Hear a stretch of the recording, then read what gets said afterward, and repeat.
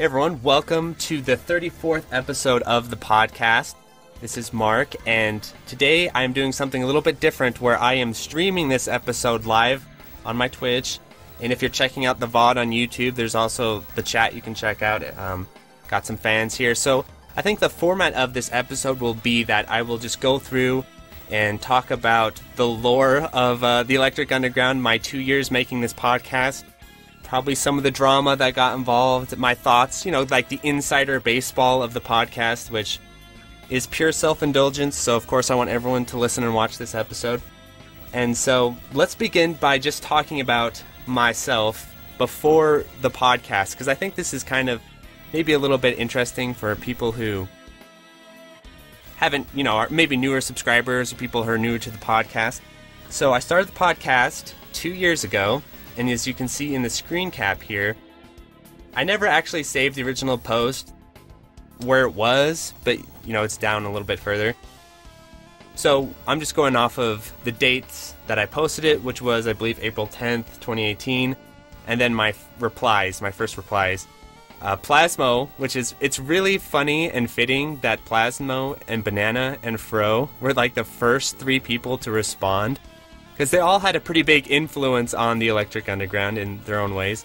Plasmo, of course, is a huge supporter of the podcast. Helps me out with a ton of stuff. Helps me out a ton with the website. Basically, everything I do, Plasmo probably helps me out in some way. For the most part, I ask him for any sort of projects and stuff. He's always helping me out with stuff. A huge supporter. Really cool dude. And yeah, he insta replied to the post too. It was probably a few minutes after I posted it, or an hour after I posted it, and then Bananamatic. And it's just funny for me, it's not necessarily nostalgic, because this is 2 years ago, but in my brain, so much shit has happened in these 2 years, it's literally a decade to me at this point, where I'll look at this, and it's not necessarily nostalgic, but it's wow, a lot has changed in 2 years, a lot has changed, at least for me, right? So yeah. So I'll take you down, before we look at those comments, I'll take you down to the original post. The original post, I think, had a little bit more, because I think I linked pictures of my arcade sticks and stuff. The first episode of the podcast has a really interesting backstory I'll get into in a second. As you'll see, my very first episodes were on the Shmup forum, which is ironic in some ways, as we'll talk about a little bit later. But let's talk a little bit about the history of this right here, this art. So, and a little bit about the history of the Electric Underground as a title, as an idea, as a brand or whatever. So, for years, before I ever did the Electric Underground, before I even was a shmup player, I wanted to create a podcast called the Electric Underground. And I have some old emails I was digging through earlier today, around 2012, where I was emailing random artists and random people asking for their permission to use certain materials in my podcast, The Electric Underground, which I described at the time. It was actually going to be a fighting game podcast, not a shmup podcast, and it was going to be as niche and weird and hardcore, but with fighting games basically. And I was going to talk about frame data and especially Street Fighter 4 at the time. That's what I was really into. And so the first episodes were going to be me breaking down Akuma frame data and talking about moves and tiering the characters. I still think, and all things considered, I've never really found a fighting game podcast that was the original idea behind the Electric Underground. So maybe someday I'll do a spin-off, Electric Underground OG or something, where I do talk about fighting games and kind of revive that format. But yeah, so that's where the term comes from, the Electric Underground. It has nothing to do with shmups. It has to do with a fictional arcade that I created in a book I was writing at the time. I write fiction books and stuff like that. And I never finished it, but basically the book was about a bunch of fighting game players who were hooked on drugs, and they were going around to different tournaments. Some of this is slightly based on experiences. They're going down to different tournaments and winning tournaments to support their drug habit, basically. It's a little bit more dramatic than reality, but basically I had a lot of stoner friends when I was in really into fighting games. and they would basically try and support their weed habit by winning fighting game tournaments and stuff. And so I was like, well, let's take that a little bit further and have them hooked on some yayo or something. But anyway, that's the term, the Electric Underground. It's supposed to be kind of like video gamey, but also sort of like underground and grimy and sort of invoke that. And little did I know when I launched the Electric Underground that there was another Electric Underground podcast. You may not be aware of this, you might be, but before the Shmup Electric Underground podcast, there was a EDM, I think it is, podcast, and they're actually pretty popular, at least comparatively to me at the time. They had like 1,000 followers or something like that. And so when you typed in the Electric Underground, my podcast did not come up. Instead, this EDM podcast came up. And so my initial goal, and I remember talking to Agro Sky, the Shmup Master, about this in one of my early episodes, and he was talking to me. He's like, I love the name, but you might want to consider changing it because, there's this other podcast, and it's going to be really hard for your branding to, compete with this other podcast when people Google it and stuff, which is really solid advice. But, I'm Mark, so I'm a stubborn bastard, and I was like, you know what? No. I'm taking the name from them. I want it to be that when people Google the Electric Underground, it's my podcast, not theirs. And to my luck, they basically quit. I don't think they've uploaded an episode since I began my podcast, so over time, Google has been like, well, this other podcast never uploads. Mark uploads all the time. So now, if you Google the Electric Underground, I believe I come up before them. So that's the name. And then this album art here, So this image here, that's kind of like the branding image of the podcast, is actually based on this image. I don't know if you've ever seen this before. It's an Axelay DeviantArt drawing, and I actually did message this dude, Taro, before I even did my first episode, and asked, hey, I'm making a podcast about shmups. Can I use this reworked version of your logo as my logo, or of your drawing as my logo? And he's like, yeah, sure, no problem. So, yeah, that's where that comes from. I may someday change this as sort of like the branding logo of the Electric Underground, just because I always feel a little bit uneasy that, I still have that email, but, I always feel a little bit uneasy, especially if I start selling merch or something, that it's someone else's art that I repurposed. I recolored it and stuff, but... So I may, commission someone to make an Axelay, or, actually maybe, Panzer Jaeger from Ketsui, a cool drawing of Panzer Jaeger, because that's my favorite ship in shmups. So, anyway, that's where the logo comes from. And so let me give you a little bit of background on recording the first episode. So the first episode of the podcast is very different from all the other episodes that came after it. It is the proto episode, the way I recorded it, the way I planned it, everything about it is completely different than the entire rest of the show. So it is the Black Sheep episode. I feel a little bit, a little bit self-conscious sometimes, linking it to people, and they're like, oh, I want to listen to the first episode of the podcast. But I don't want to be all hipster about it, because I know, certain people will, delete their first episodes or hide them, and I don't want to do that, because I do like to show my progression over time, where I was basically just figuring stuff out in episode 1, and then to how it evolved over time. I do like to show that progression, and I don't want to suppress the history of the show or whatever. So the episode 1 will always remain kind of jank and bootleg. But so how I recorded the first episode, I guess before I do that, let me talk about why I recorded the first episode. So I was working on my fighting game podcast, but at the time I was very self-conscious about my voice because I felt it sounded not appealing, basically. And so what I would do was, instead of recording my voice and listening back to it in a mic or whatever, because I would feel self-conscious, I would write out all the episodes, typing out everything. And so I'd write 20-page documents of the episodes, and then I would narrate them, right? This was in the non-released fighting game podcast. But I was always unsatisfied with that. I never felt like it was good enough, and then there was other better fighting game podcasts out there that I always felt like people would just laugh at me. So I never actually released or fully finished any of those episodes. And so they never existed outside these like giant documents that I wrote up. And so then I kind of gave up on it. I was like, forget it.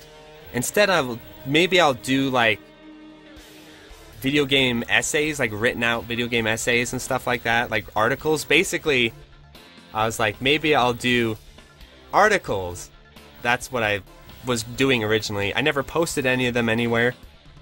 But yeah, I was like writing articles. That's why you'll maybe notice, why does Mark seem to know how to write articles? Because I was doing that before I ever recorded the podcast. But anyway, so I was getting burned out on writing articles and never posting them anywhere. And so I basically just became a full-time competitive player. Not full-time like in my life, but I was in college at the time, so I just had to go to college and play fighting games. Like, my responsibilities were not very high. So that's basically all I did. And at one point I got into shmups. I've talked about that plenty of times in plenty of episodes, so I won't really get into that. But after I got into shmups, what I would do whenever I got into something, whenever I got into a new fighting game, or whenever I got into a new like competitive game of some kind, I would binge on content for that game for like weeks. So when I got into Virtua Fighter, I think I literally watched every single Virtua Fighter video I could find on YouTube. And then I got so obsessed I'd even watch like Japanese Virtua Fighter tournaments from like 2002 or something, in like 240p and all that stuff. And I just would do that all the time. But with shmups, there was basically nothing. So I was like, what the hell? So I looked around, and then there's the Shmupamal podcast, but that's in French. And so I tried to listen to it and be like, maybe they speak in English, but with, French accents. But no, it's actually French. So I was like, okay, I can't listen to this. And then, there's SGG Weeklies. So I checked out all the SGG Weeklies, pretty much watched the first 100 episodes, listened to the first 100 episodes. I watched and listened to the first 100 or something. So I went through a lot of the SGG Weekly stuff.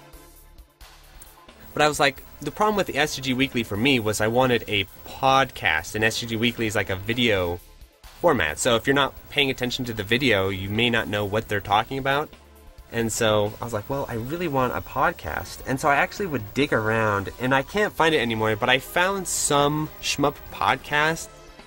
It may have been even on the forum, and if you guys know what this was, feel free to link it or something, and it was like people I don't even know who they are or who they were. It's not anyone I recognize anymore, and I don't remember where that was, but it was like a one-off thing. I don't think it was on the forum. I think it was just on some random website, and it wasn't very good, so I was like, okay, this is dumb. And then I listened to Hardcore Gaming 101 podcasts, but, they weren't necessarily what I was looking for either. And so one day I was like, screw it, I'm gonna do it. I'm gonna record a shmup podcast. No one else is doing it. So, before I recorded episode 1, I had zero online presence at all, like in my life. I didn't do any social media. I wasn't part of any forums. I'd play fighting games online and like look at forums and stuff to like read up on guides and stuff like that. But I wasn't like a member of a forum where I posted and stuff like that. I did none of that stuff. And so the Electric Underground was my very first introduction to not only creating podcasts, but like interacting with people on the internet, because I didn't have social media or anything like that. So this 2 years has been like a very altering experience for me, because I'm not only creating content for the first time, I'm also like interacting with the internet world. And remember, I'm a dude out in the mountains of Idaho. Like, I was a very, very isolated individual before this. So, besides like my friends and, like local family and all that, but as far as the internet, I had no contact with anyone. So I'll finish talking about the first episode, then we'll look at chat and I'll answer some chat questions. So, the first episode of the podcast, like I said, very different from all the other episodes, because I actually wrote out the entire episode, wrote it out, and then read it. So that's why you'll wonder, why is Mark's delivery in episode 1 kind of weird. And I was kind of okay at, like, reading back my own writing, but I wasn't great at it. I think I'm actually better at it now if I were to do it again. But I don't script any of the other episodes. I'll talk about my process as we go on.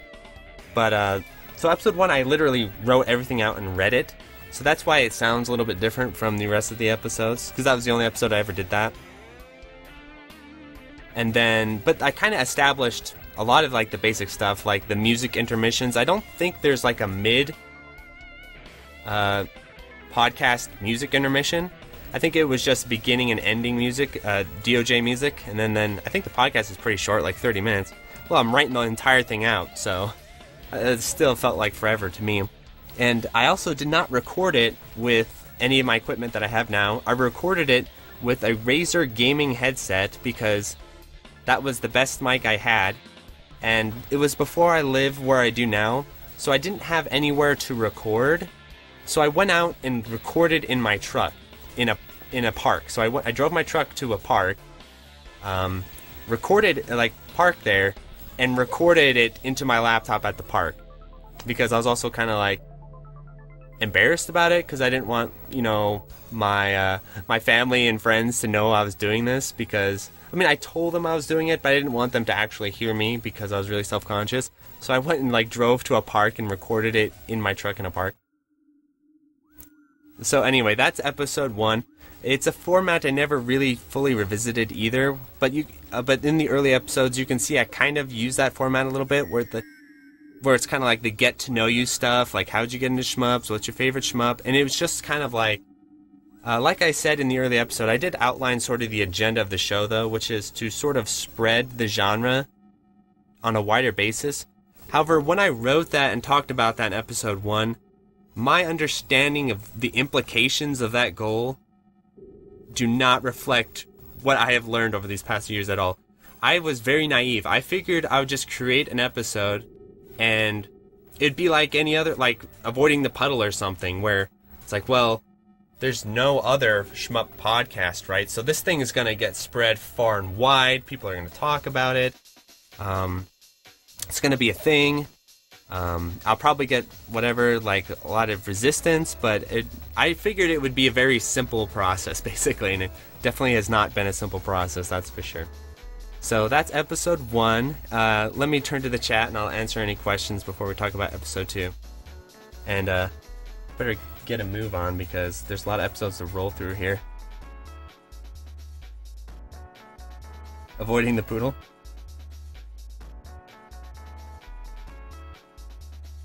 Oh, you guys talking about your voice? Your voice sounds fine, Casey.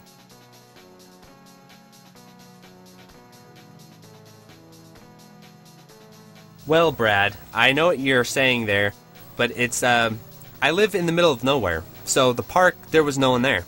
I live, you know, I don't live in a city where, you know, it'd be, like, creepy to go to this park.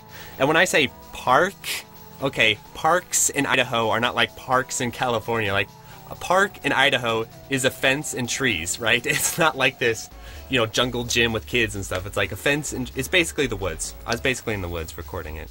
Not like a typical park, I guess. Nice, nice emojis. So, Neo, are you a fan of ATP? Because I have a funny ATP, sort of funny ATP story. Yeah, no kidding. Yeah, exactly. And then I was murdered as I recorded the podcast. I'll tell my quick ATP story because it actually occurred near the beginning of my recording, because I was a massive Avoiding the Puddle podcast fan. Actually, this is a good point to bring up, actually, Neo, because Avoiding the Puddle was one of the primary influences on the Electric Underground. The two primary influences of the Electric Underground were Avoiding the Puddle podcast and also May Lay It On Me. Those two podcasts were very, very influential on the Electric Underground as far as the kind of things I wanted to talk about, the style I wanted to do. Like, I really was a huge fan of both of those podcasts. I liked Melee It On Me a little bit more, but ATP was also really, really good, and Eris is really, really funny and everything. But anyway, I have one of these stories that I'm sure is like a typical internet story, but I was a huge fan of ATP, and then this was back before his stream was super popular, like back when he was still kind of a lesser-known dude, like 1,000 people or so, 800 people on his streams, maybe. It wasn't like, the big... Because Tekken had not come back yet. This was before Tekken popped off again. And so they were talking, like, a lot of the episodes remind me of actually Shmups, right? Where they're talking about how do we get Tekken more popular? How do we make people get into Tekken? If only people knew how great Tekken was. Like, a lot of those episodes, I was like, wow, that's a lot like Shmups.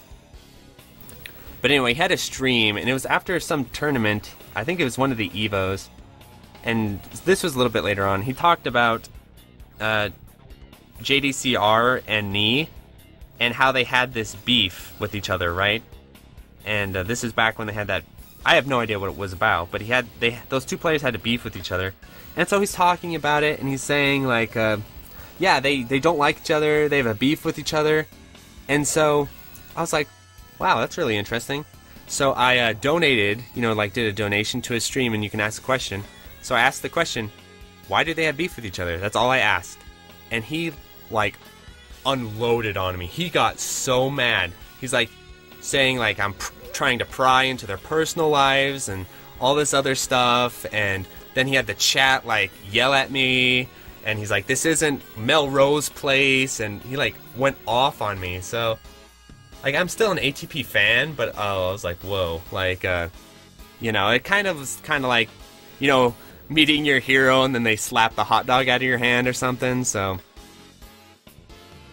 kind of an unfortunate experience, and he's probably this again was his early streaming days, so he's probably learned to be a little more tolerant, especially since I still don't understand why that set him off. He was talking about it, and so I asked, why don't they like each other? I mean, I was just curious, but anyway, that's my ATP story. Kind of burned me out on his content for a while because I felt like it was pretty unwarranted. But anyway, so any other questions before we talk about episode 2? Yeah, KZ. Yeah, that sucks when that happens, right? M2K, you could kind of understand why that would happen, but yeah, it sucks when that happens. That actually really informed me a lot with my fan interactions and stuff like that. Yeah, that sucks, dude. That actually really influenced me a lot when it came to interacting with my fans or people who are fans of the show. It became extremely important to me to try and be as nice as possible. You can't always pull that off, but I feel like, I'm much more considerate than a lot of other, content creators about that, because I've had such negative experiences with, with Eris, and then I had a negative experience with, a band that I was a big fan of, and so, I was like, man, this sucks. And then I had a really positive experience, and that really was it meant a lot to me. So I'll talk about my positive experience. This is probably someone you guys aren't aware of, but there was a famous comedian named Mitch Hedberg, and I was a huge fan of his comedy. It meant a lot to me. I absolutely loved his comedy. And he passed away tragically. And so years and years after he passed away, he had this fan website that was ran by his wife. And I was a huge fan of his content and stuff like that, and I was also really into vinyl. So I just emailed the support the support page for the website and just said, hey, what do you guys think about putting Mitch's albums on vinyl? Because I would absolutely love to own his albums on vinyl. And it ended up being the person who ran the support was his late wife. And she messaged me back and talked all about Mitch Hedberg to me, and told me all about how he loved vinyl records and how he wanted his albums to be on vinyl, and it was really genuine, reply to my answer. So I was like, wow. So that's what someone being nice to their fans is like. So ever since that, I do try and keep that in mind. I do try my best. It's kind of hard sometimes, especially when people yell at you on a daily basis, but I do try to keep that in mind. So let's talk about episode 2. So we're going to swap over to this view now. Any other questions? Yeah, Mitch Hedberg's awesome. So episode 2 is another very unique episode. Unlike many of the other ones, it ended up being an interview with David from Utah. So he's actually not only, I think he's still probably the person geographically closest to me. He's in Utah, and I'm in Idaho, so those states are pretty close together. And we talked all about the recording for this thing. So let's look at the runtime. Was an hour and 37 minutes. The recording for this episode was 4 hours. We had a 4-hour conversation, and I had no idea how to keep the episode conversations contained, and so we recorded 4 hours. Then after this, I was like, "Oh shit, what do I do with 4 hours of audio?" And so this episode was a beast to edit, because I would just talk about whatever. We're just talking about the Nintendo. We're talking about everything shmup related for 4 hours. I was like, okay, I gotta focus this in. I do really like this episode a lot. We kind of end up talking a lot about his history collecting PCBs and stuff like that, and he created his own shmup and created his own arcade cabinet, and it's a really cool episode. I like it a lot. The only thing about it that I always regret is that I didn't figure out how to capture his audio correctly. And so I didn't want to... He had to wait around for half an hour while I tried all these different things to capture it, and it just wasn't working. And so I was like, okay, this is hella rude. I'm making this guy just, wait around as I'm trying to figure out how to capture his audio. I didn't realize how to do it at the time. I know it's funny to think about, but I didn't.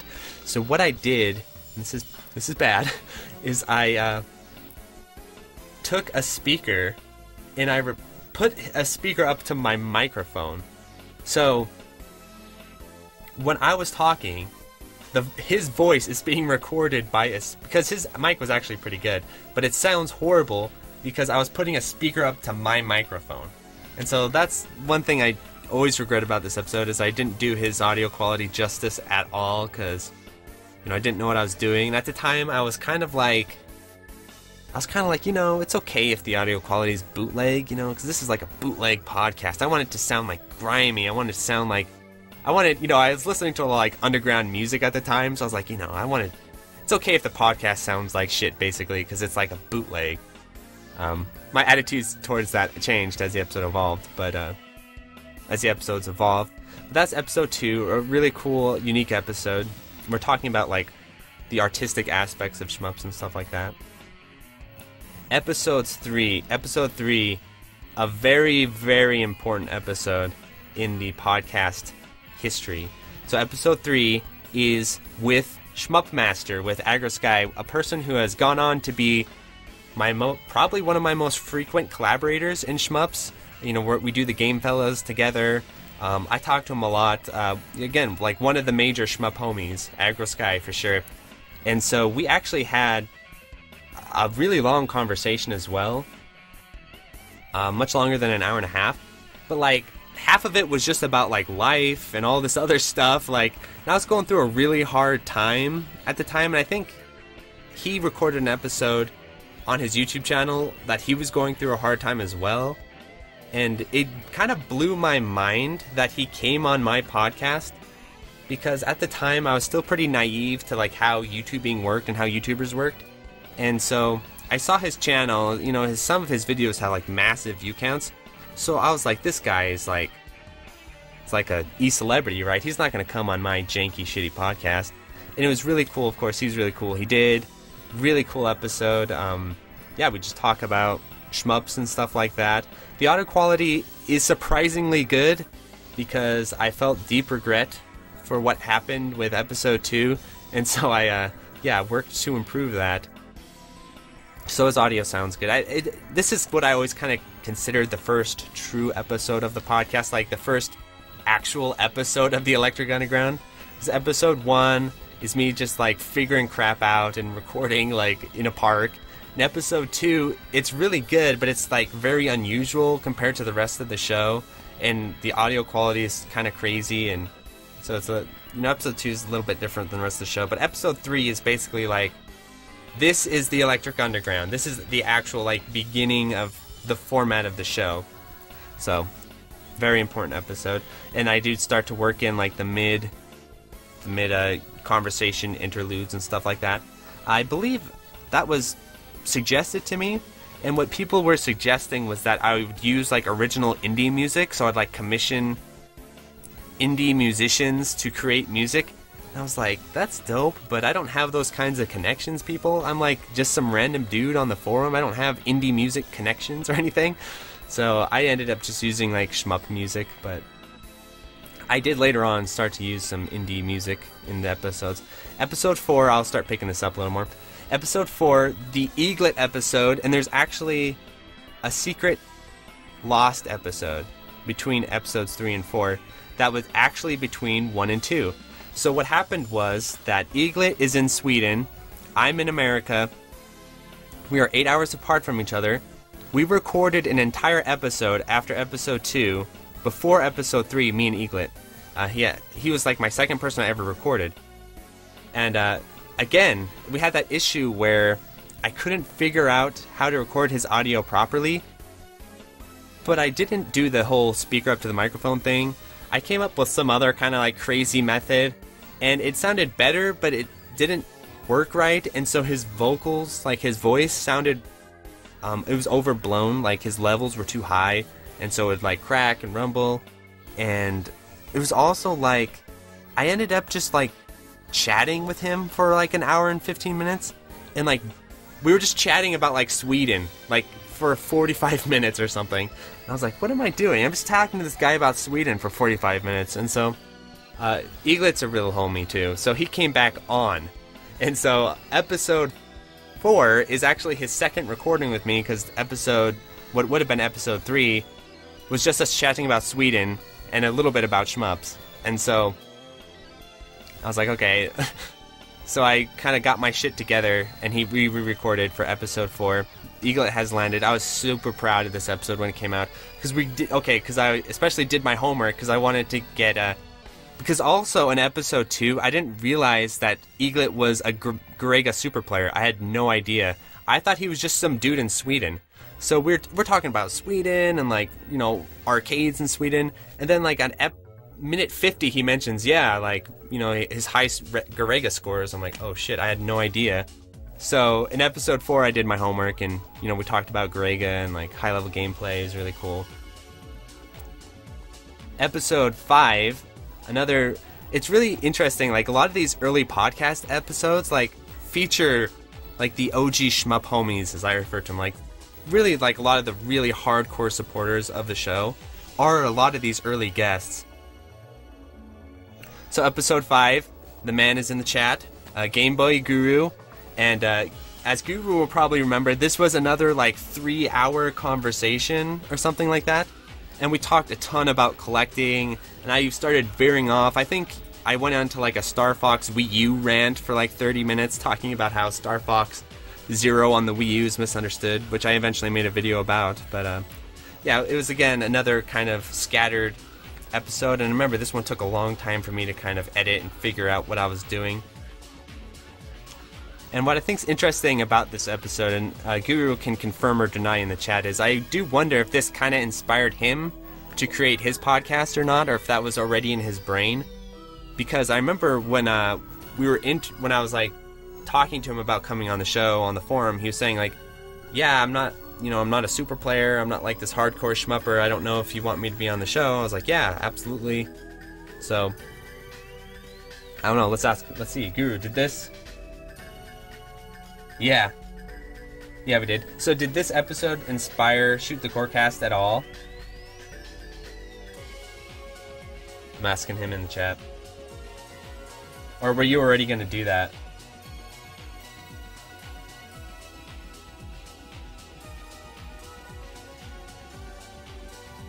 Well, that's awesome. Yeah, that's kind of the impression I got. And what's also kind of funny is our lost brother.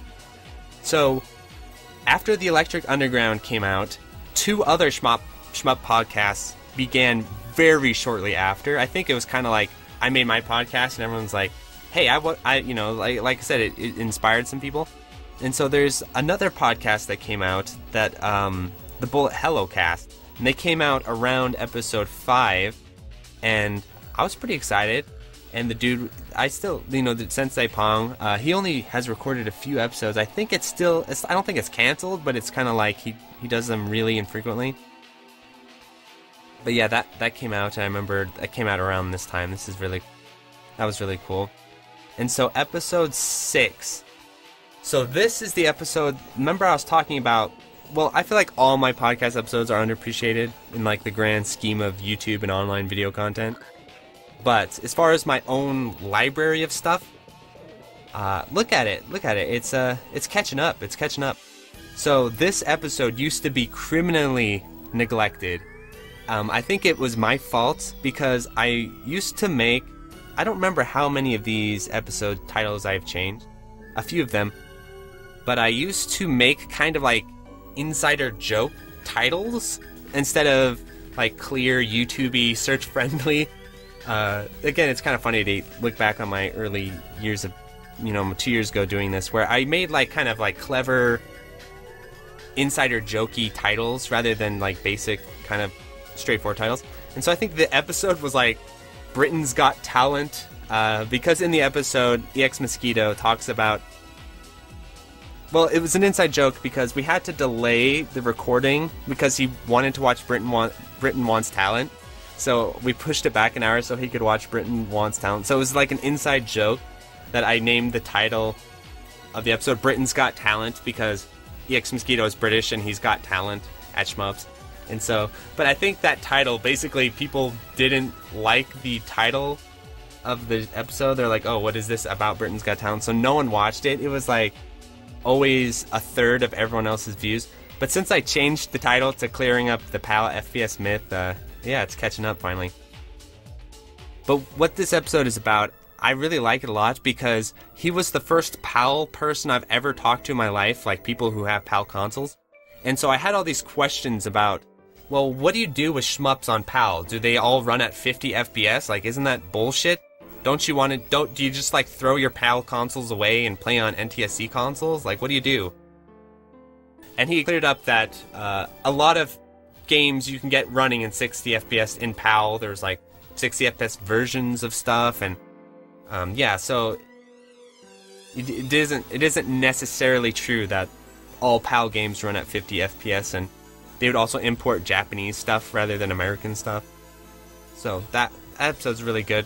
He was also a competitive Street Fighter 2 player, so we talked about competitive Street Fighter 2, and a really cool episode. He also collected PCBs. Episode 7 of the podcast, Cloudy Music. So Cloudy was really cool because he helped me set up my RSS feed for the podcast. He helped me out a lot, actually, in the early days of the podcast. In the early days of my Discord, he was like pretty involved, actually. It's pretty hands-on. So yeah, I always appreciate that. And he also was the person that inspired me to upgrade my mic.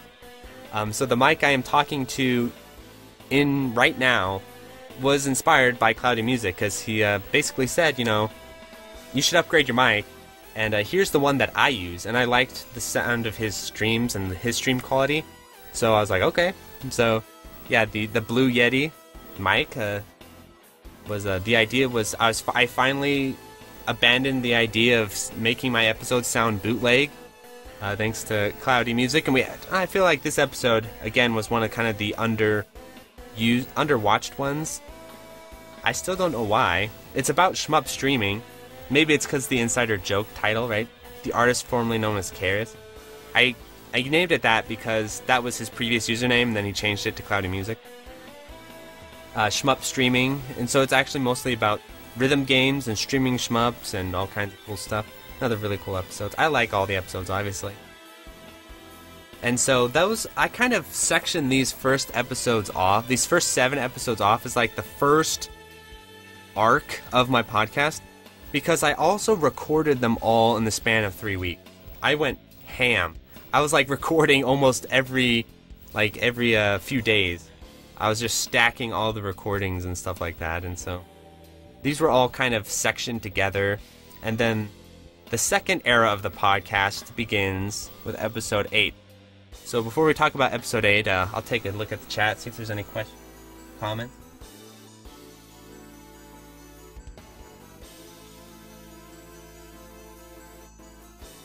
Yeah, Cloudy's awesome. Yeah, I had a bootleg headset that I used for my mic.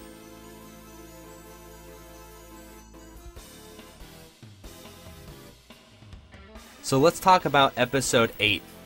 So episode 8 is very heavily inspired by a certain episode of ATP, Avoiding the Puddle. So there was an episode of Avoiding the Puddle that I listened to like 3 or 4 times because it fascinated me.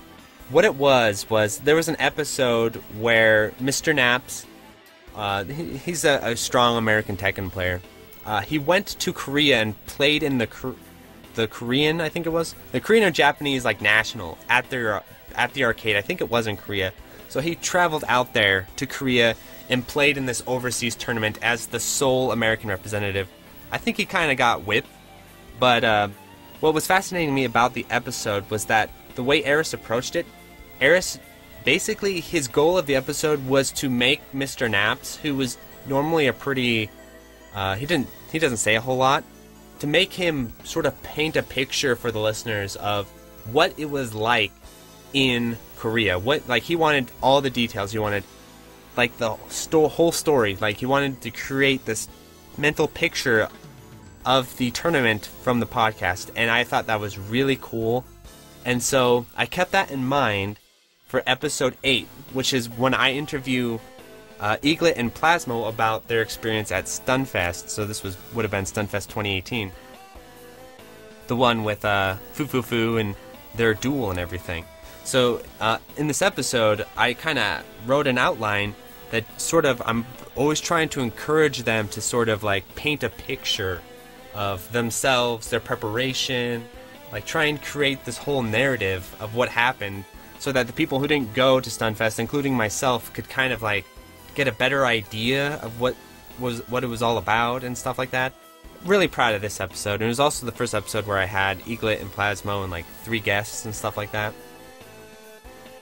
This was the first episode, and I remember at the end of the episode, they're both like, you know, very nice to me, and, you know, they're awesome dudes, saying like that they really appreciate the content I was making and stuff like that. And I remember in the first 7 episodes, since I released them in such a short amount of time, or recorded them, I don't know if I released them, but I recorded them all in like a short amount of time. You know, I had no idea the quality of the show, if people liked it, if people hated it. I just was like recording and releasing and like hoping it, you know, I felt like it was good to me, but they, you know, they were really encouraging. So I kind of remember walking out of that interview feeling like, wow, like maybe people do like the show. And so episode 9, oh my gosh, I have so many stories about episode 9. This is one of the most memorable episodes for me, like in my brain. Episode 9, the Jamers episode. So I think I've hinted about this, and maybe an outright said it a few times, but before doing the podcast and anything like that, I was a fanboy of 2 particular individuals in the shmup scene. The first was Prometheus, because of Full Extent of the Jam, and because he had like the Western DDP record, and I was like, this guy's he's like a shmup god. He's amazing, right? So Prometheus was one of like my idols, and then the other was Jamers, because I'd found Jamers' channel, and I thought Jamers was like cheating at first when I first saw his channel, not because he did anything suspicious, but because I literally thought it was impossible for someone to be so good at shmups. I was like, there's no way a dude can be this good at this many shmups. There's something up here, right? But yeah, obviously then he had those annotations, and so when I'm reading through the annotations, I was like, oh, okay, this guy really knows his stuff. This guy really knows this genre. And then I do some research, and it's like, oh yeah, Jamers is like a beast. He's a monster.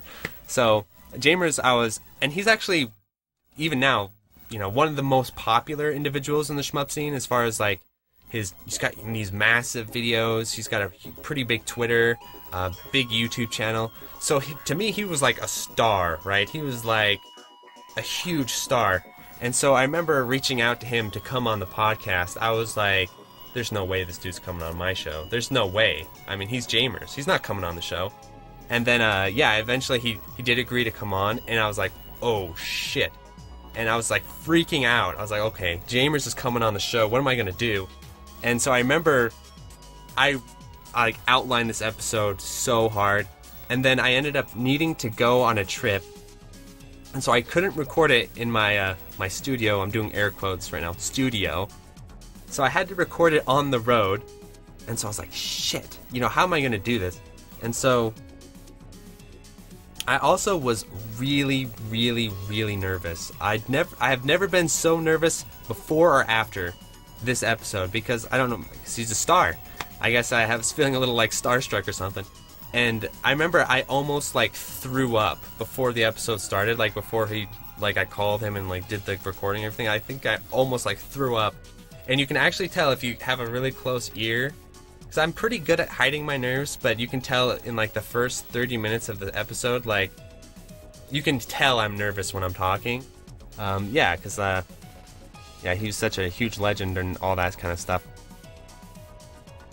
And so another funny thing about this, though, is that I recorded this in a hotel room, and because I had to do some traveling and stuff like that, like for my job. And so I recorded this in a hotel room, and I left it in the episode for people who have listened to the episode. But like near the end of the episode, we're like in this flow. I'm like feeling myself. I'm like, yeah, I'm doing a great job. Like I'm getting Jamers to talk. He sounds like he's like interested. I'm doing a great job as an interviewer. And the maid just walks into the room. She just walks right in. She knocks on the door and walks in and looks at me. I'm like, and then just starts talking to me like mid-recording, and I left it in the episode, or I think I cut a little bit of it out, but yeah, I thought it was cringy but also kind of funny, so I think people always enjoy that part of the episode. So episode 10, right? We're at episode 10. So something pretty big happened between episode 9 and episode 10. And that was the first time I almost quit the podcast forever. So episode 10 was the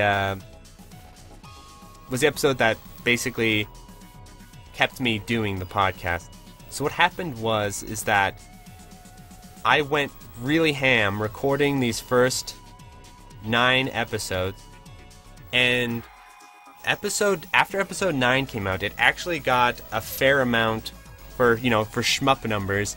It got a fair amount of attention and a fair amount of feedback, and like people were actually starting to pay attention to me, and I started to feel like really nervous. I'm like, oh my god, what have I done? Like, what have I gotten myself? I felt like basically I was getting cold feet, like, before a dude gets married and he's like, oh shit, can I actually do this, or should I like break this off or whatever? Yeah, I had cold feet in terms of the podcast, where I felt like I'd gone too deep. I just interviewed the superstar Jamers, and now I'm gonna interview Aquas. Like I'm just hitting all the heavy hitters. Like the pressure was too high. I was like, ugh. But I was like, okay, you got to keep going. And so from episode 10, 11, 12. So 10, 11, 12, each of these episodes, I was like, okay, this is probably the last episode in my head. And then I was like, okay, no, I gotta do one more.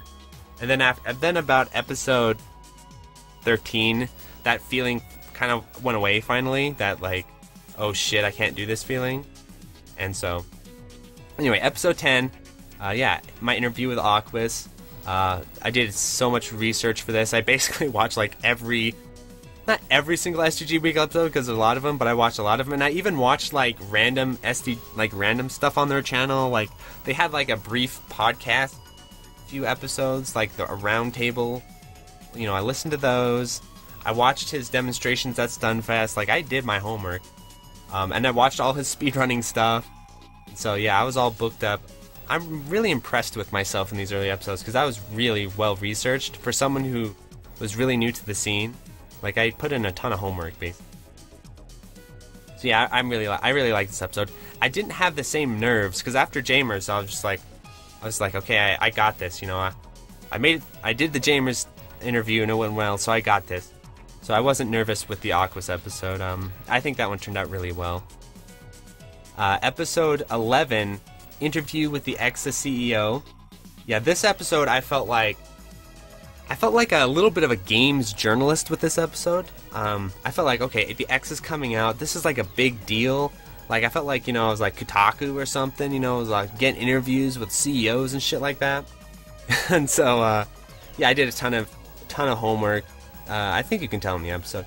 The thing about this episode that was really stressful for me was that it was done on Skype, not on Discord. The guy didn't have Discord, I don't think, at the time. And, which isn't a big deal. But the problem was that Skype audio levels, I didn't know that you needed to balance them. I wasn't familiar with them. So the first part of the interview, his levels were way too hot.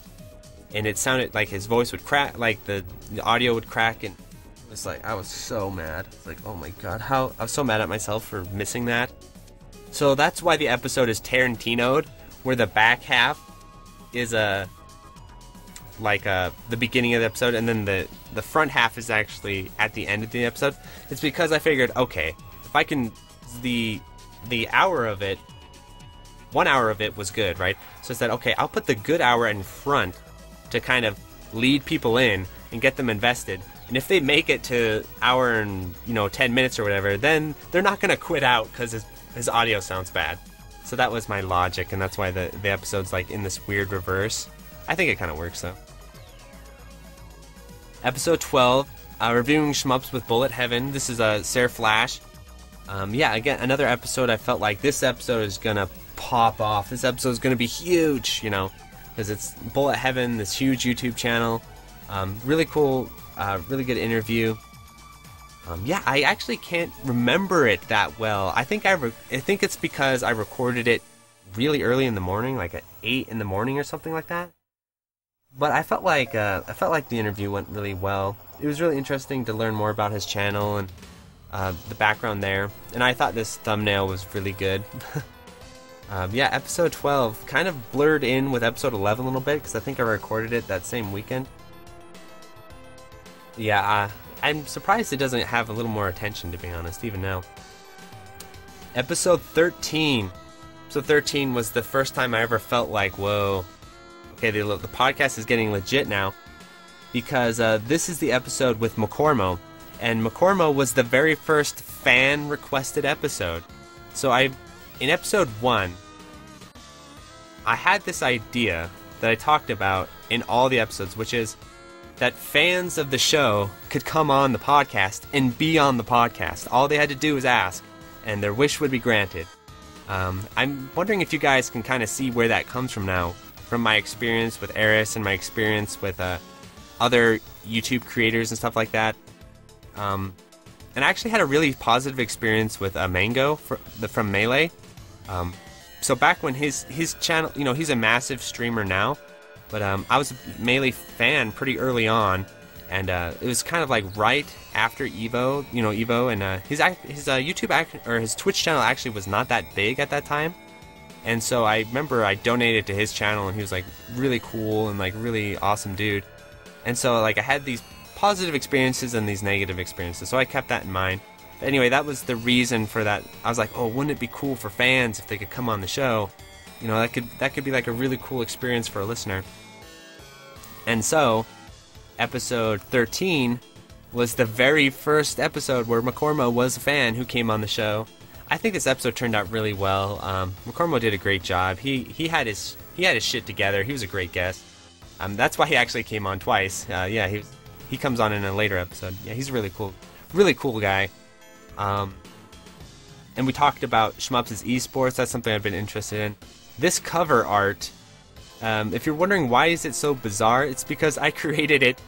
It was just like some recycled cover art from a totally different thing I made. So I was like making these album cover things, and this was just an album cover that I made, and then I put the episode title on it because I never used it for anything.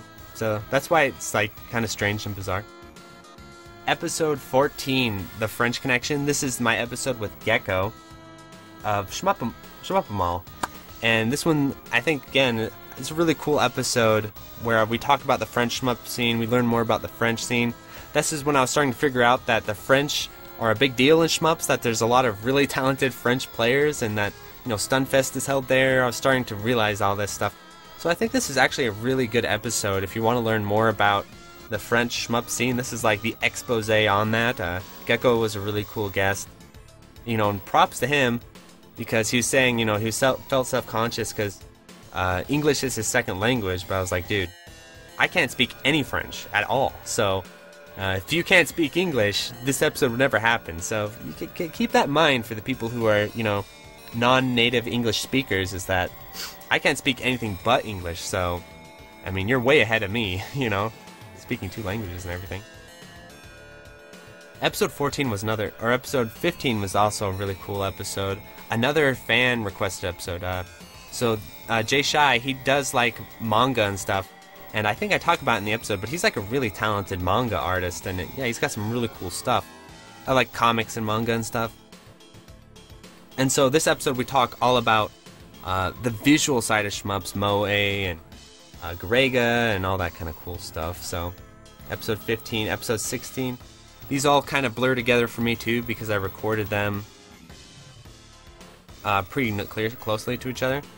Episode 16, this is McCormo returning. So he was in episode 13, and he came back for episode 16, because the reason why is because in our original interview, I think it was like 4 hours long. I think that's what it was. So these two are the same interview. This one and this one. It's just like cut it in half and released it at separate times, I think is what happened. So I think they are actually part of the same conversation, or did we reconnect? I can't remember, but I know there was kind of a connection between the two recordings. Yeah, this is like one of the most esoteric episodes where we go like deep into some like pretty like up there concepts as far as like the mechanics of how your eyes see bullets, and how I have my own like why CRTs are interesting and stuff. I think it's a pretty cool episode. So episode 17, this was a big deal to me as well, because remember I said earlier that my two like fanboys of was Jamers and Prometheus, and from what I understood at the time, like Prometheus was like basically retired, or basically like persona non grata, like he was not around. So I was like really happy that I was able to reach out to him, and this was right when I first started doing my 2-all grind.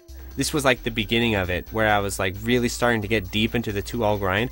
So this was like a perfect time to talk to Prometheus, because I had all this stuff in mind, like on all these strategies, and I think I'd already made the bet with Plasmo that I'd beat it in a year, and I think I talk about this in the episode. And and so it was like cool, because it was kind of like a student and master type episode where the dude is a DDP legend, and I was like asking for him for advice, but since I was working on my 2-all, I actually had a lot to say, and like, so I think it was a really good. I'm really proud of this episode. It's one of my favorites. I have so many favorites. Like I really like all the episodes. This one always stands out to me because I got to talk to him about DDP and all that kind of stuff. Episode 18. Whoa, by far the most popular, beloved episode of the podcast, hands down. Like if there's a viral hit of my podcast, it's this one, the Zero Ranger interview. This was basically like everything came together really, really well for this episode. I did all this research. I had a little bit of a background with shmup deving, like I've talked about this before, like just making my own bootleg stuff in GameMaker. But I did have like some hands-on experience making shmups in GameMaker, and that's what they used. And so I had a lot to say and talk about, and the Zero Ranger guys are, really cool, really funny, just great personalities, and they have such a cool story. And so I love this. This is definitely a huge episode of the podcast, because let me show you something that's kind of funny.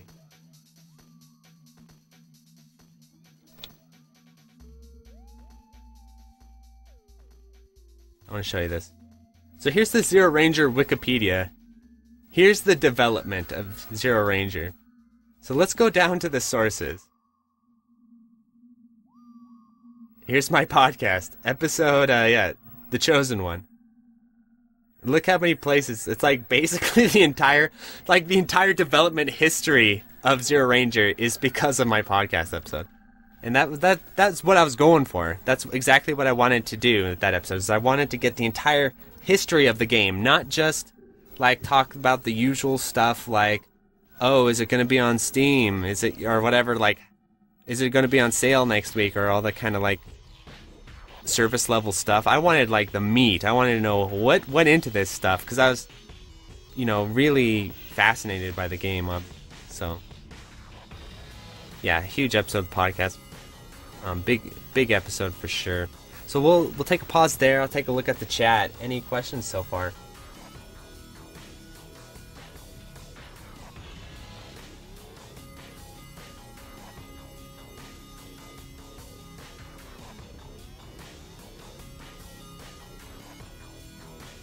Yeah, Mariscan, I did watch SCG Weekly. I did mention I watched almost all of SCG Weekly before ever doing the podcast. It was just after, so I knew all about Aquas, and I knew all about like the SCG Weekly crew and everything. It was just that I wanted to go like deep, so I like watched everything, including like his speed runs at GDQs, and like, so I just went all in basically to know as much as I could.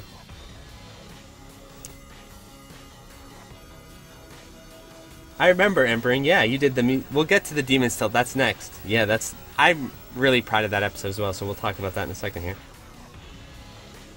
Yeah, that's really cool that you got into the podcast from the Demon's Tilt episode. That's interesting, KZ. I was not aware of that. Yeah, I should talk about that episode, actually. I can't remember where that occurs in this timeline here. I think it does occur around the Zero Ranger episode. So let's pull that up, shall we? And we don't have to go far, because here it is. So the Frame Savers. This was a speedrunning podcast that was the closest connection I ever made to the speedrunning community. Get out of here. And I have a whole episode about them, which I'll talk about when we get there. But I made an appearance on their speedrunning podcast. Here it is, the Dodonpachi score glitch. This is the episode KZ is referring to. This episode may appear on my channel one day, because they have canceled the show. The Frame Savers is done. It's over. It's put to bed. It's in the grave, unfortunately. And so, yeah, I might reach out to him, because I talked about him when they first announced that they were probably done. I said, hey, if you're gonna get rid of the episodes, let me know so I can preserve the episode I was on my own channel. And he's like, yeah, okay. So I may reach out to him and say, hey, can I, put that on my channel now? But anyway, this was, 2,000 views. That's still, I think that's still higher than like my highest episode. But yeah, so it was a big deal getting on the show and introducing the fans to the glitch and everything. And I think I got, a few people from the speedrunning scene to come over to Shmups. I know Mr. Pizak was from the DDP score glitch. I think Rolf might have been from the Frame Savers as well. Rolf is he might be in the chat. Rolf is like one of my most loyal fans. I'll show you. Like, how do you see who liked it? Anyway, he likes and listens to all my episodes. SoundCloud lets me know who does, and yeah, so Rolf came from there. I guess KZ, you came from there as well. I didn't know that. Okay, so let's talk about the Demon's Tilt interview. So Demon's Tilt is a pinball shmup hybrid game, and this was the first interview that I didn't solicit. So every single interview, other than the fan ones, I solicited, as in I went out and said, hey, do you want to be on the podcast? Hey, do you want to be on the podcast? This was the first one that someone else reached out to me. So the Demon's Tilt publisher reached out to me and says, hey, how would you like to have the guy who made Demon's Tilt on the podcast? And I was like, am I famous now? Like in my brain, I'm like, I'm famous. People are reaching out to me. But obviously I knew it's like, it's an indie game. I'm not actually famous. But anyway, so I was actually in my brain kind of a little bit divided about this episode, because I'm the Electric Underground. This is all about like underground shit. Like, this is all about being like niche and whatever, like non-commercial basically. And so here's this publisher reaching out to me with like a kind of a, they didn't offer me any money or anything like that, so it wasn't like that, but they're basically saying, hey, yeah, the guy would like to come on the podcast. I was like, well, okay, yeah, let's do it. And so in my brain I was thinking like, please let this game be good. Like, I remember just like sitting there thinking like, oh, this could turn into a nightmare. What if this game sucks? And then I have to bring him on the podcast. What am I going to say to this dude? Because I'm not going to lie. If the game sucks, I'm not going to lie. So I'm going to have to like, it'd be like a 12-minute episode. I was thinking like, okay, we'll make this like a mini episode, like 15 minutes. And then, okay, hold on. So then though, I get the link to the Steam release, the early beta or whatever it is. And I played it and I'm like, holy shit, this game's hella good. So it was a big relief. I was like, okay, good. Yep, the game is actually really good. And so I was like, okay, we're on then. Like, so I wrote up this huge thing. And I actually think this episode's really important, even if you're not like into Demon's Tilt, because the episode is actually it's about Demon's Tilt, obviously, and like pinball and shmups and all that. But I'd say the majority of it is actually about his career as an indie developer, because that's something that fascinates me. It's always something that fascinates me, is like the actual careers of indie developers. Like, how did they become an indie developer? What does that look like? Where, like, what is that about? So this is all about his career as an indie developer and stuff. And so it's an episode I'm really proud of, because not only, the funny thing is like Demon's Tilt popped off. It's actually pretty well known now. And there's even like the CU podcast covered it. Like all these major gaming places covered it. It's like, it's got some presence now. So I always feel like it's really cool that he came on my podcast. Like when my podcast was like underground and Demon's Tilt was like kind of underground, and now we're both kind of becoming a little more popular. So I think it's like a really cool episode to go back and look back on, because it's like both of us were kind of nobodies when we recorded it, but we're a little bit more popular these days, both of us. So it's cool how that worked out. Yeah, really cool episode. I feel like if people knew about this episode, it'd actually be a lot more popular, because like I said, Demon's Tilt is actually pretty popular now, but I don't think many people know about this episode. So episode...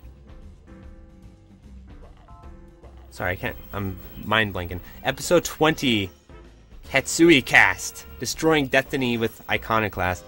This is a really cool episode, a really fun episode for me. So, I have a funny story about this episode. So, Iconoclast, one of the best shmuppers around, a legend, a beast. I have no idea how I ended up picking Iconoclast to come on the episode. Oh, okay, I remember now. Let's come back to me. So, I didn't actually know who Iconoclast was outside of he was hella good at Ninja Gaiden. Because you guys know now, I'm a massive Ninja Gaiden fan. And so I thought of him as a Ninja Gaiden player, because I've seen his channel actually with Ninja Gaiden videos. I'm like, wow, this guy's hella good at Ninja Gaiden. And so, like, a good part of this episode is us talking about Ninja Gaiden, because I had to. But then I'm going through his channel and I realize, holy shit, this guy's like really good at shmups too. And so I actually had no idea he was like this beast of a player until on Twitter, he posts this tweet on Twitter, because I was following him because of Ninja Gaiden. He posts this tweet on Twitter about Destiny, because he was doing the Ketsui Destiny competition, and I was following that. And so he posted a score, and it's like this huge score. It's like a massive score. And then he writes in the tweet something like, am I doing this right? And so what he meant, because he clarifies in the episode, is that he meant, is he submitting his score correctly? But when I read the tweet, I thought he meant, am I playing this game right? And so I was like, who is this dude? He's this god at Ninja Gaiden. He's this amazing DOJ player. And then he gets this massive Ketsui score and doesn't even know if it's good or not. And so, yeah. So I was like, it's a pretty fun episode to look back on in retrospect, just kind of how things came together. And then I didn't realize that, like, later on, people told me, like, Iconoclast had never come on to any sort of podcast before or anything like that. And so this is like his podcasting debut. So That's also really cool. I like this episode a lot, Ketsui Cast, because we get to talk about Destiny, Iconoclast. You know, he whipped on the Japanese players, brought it home for America. So yeah, it's a really cool episode. Episode 21, Fire Lancer. So this one has kind of a funny history. So let's go back to the farm. So here's me posting my first episode up here, right? And then let's look at my first replies. There's Plasmo, you know, being a homie. Bananamatic asking if I'm Mark R. Johnson.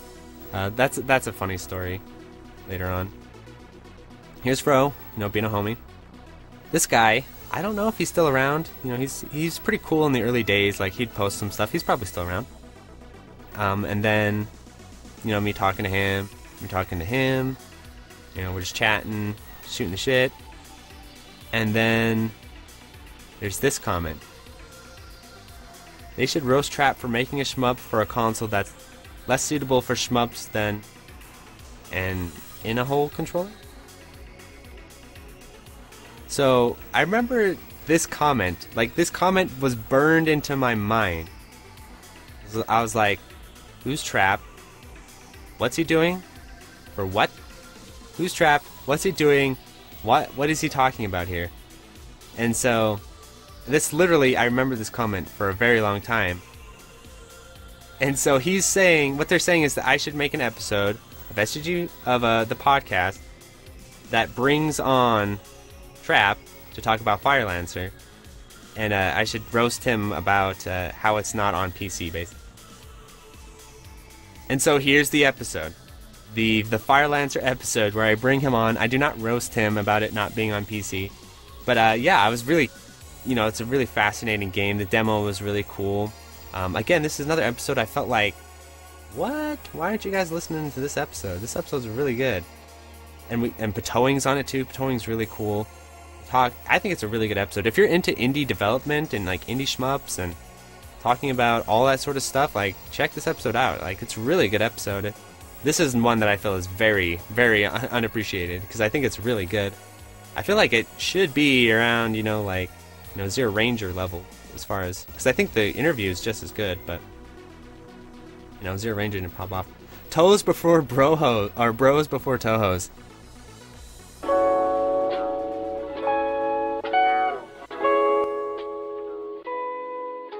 Hype. Very, very hype. Hype.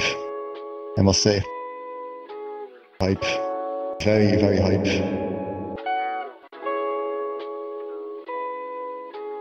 No way. There was no way he was going to recover.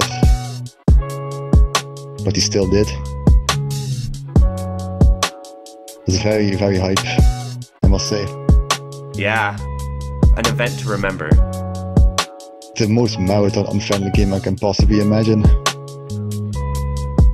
The balls. The amount of balls he has to do that. It's very, very hype, I must say.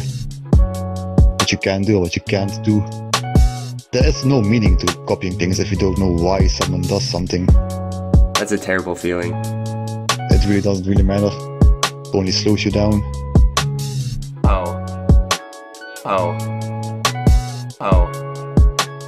Toho. Only slows you down.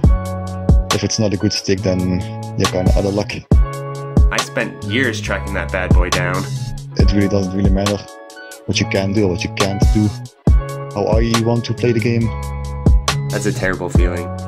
When you're so close and you fail right at the end. It really doesn't really matter.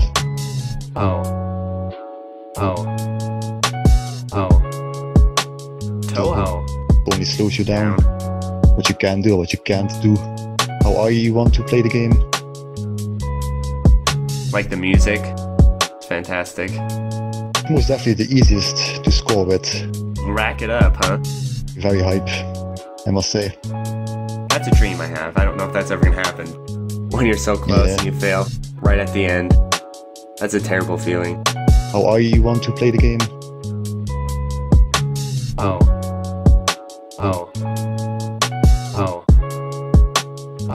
It was like a toaster or something. Fantastic. rack it up, huh?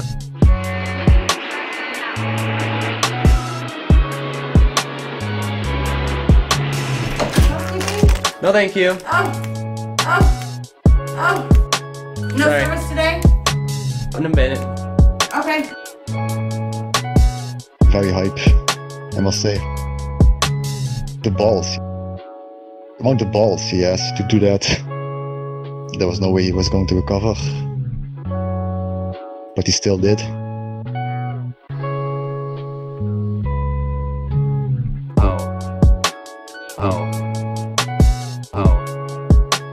Toho. Only slows you down.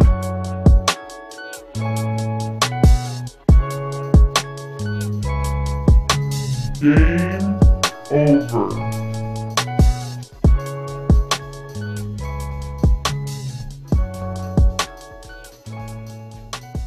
To this day, I have no idea how Jamers feels about that song. He's not commented. I've never asked him because I've been too scared to ask him. But yeah, I find it very amusing. So what it was that in my original Discord server, we'd meme it up sometimes in there. And one day, I remember Dingo and I were just like making up random jokes about stupid shmup-based rap songs. And I suggested Bros Before Tohos featuring Jamers. And I thought, that's pretty funny. Let's see if I can actually make that happen. So I took my snippets of my interview with Jamers, and put it over like this free rap beat I found, and then the episode worked out really well because there's that part where the house cleaning lady comes in, so I like made that sound kind of weird and sexual and stuff. I remember my brother and stuff aren't really into shmups or anything, so they don't really listen to my podcast all that much. But my younger brother loves Toes. Bros Before Tohos. It's like his favorite part of the podcast for sure. Yeah, I think it's really funny. I was going to make some follow-ups, but I think it's just too classic not to. So these two are like non-shmup related episodes here. And I recorded them very close to each other. We're basically just a bunch of like internet drama happened all at once for me. Like it happened in like the same few weeks. The first one was that our White Goose, there's that huge drama about him being a white supremacist and all that sort of stuff came out, and I even talk about it in the Famers episode. Not about that specifically because this happened just before that, but I was a huge fan of, I still am. I'm kind of like a big fan of our White Goose. And so, needless to say, I was like pretty shocked when all that shit came out, and I was like, oh, jeez. And then around the same time, the Frame Savers had their own controversy with one of their hosts.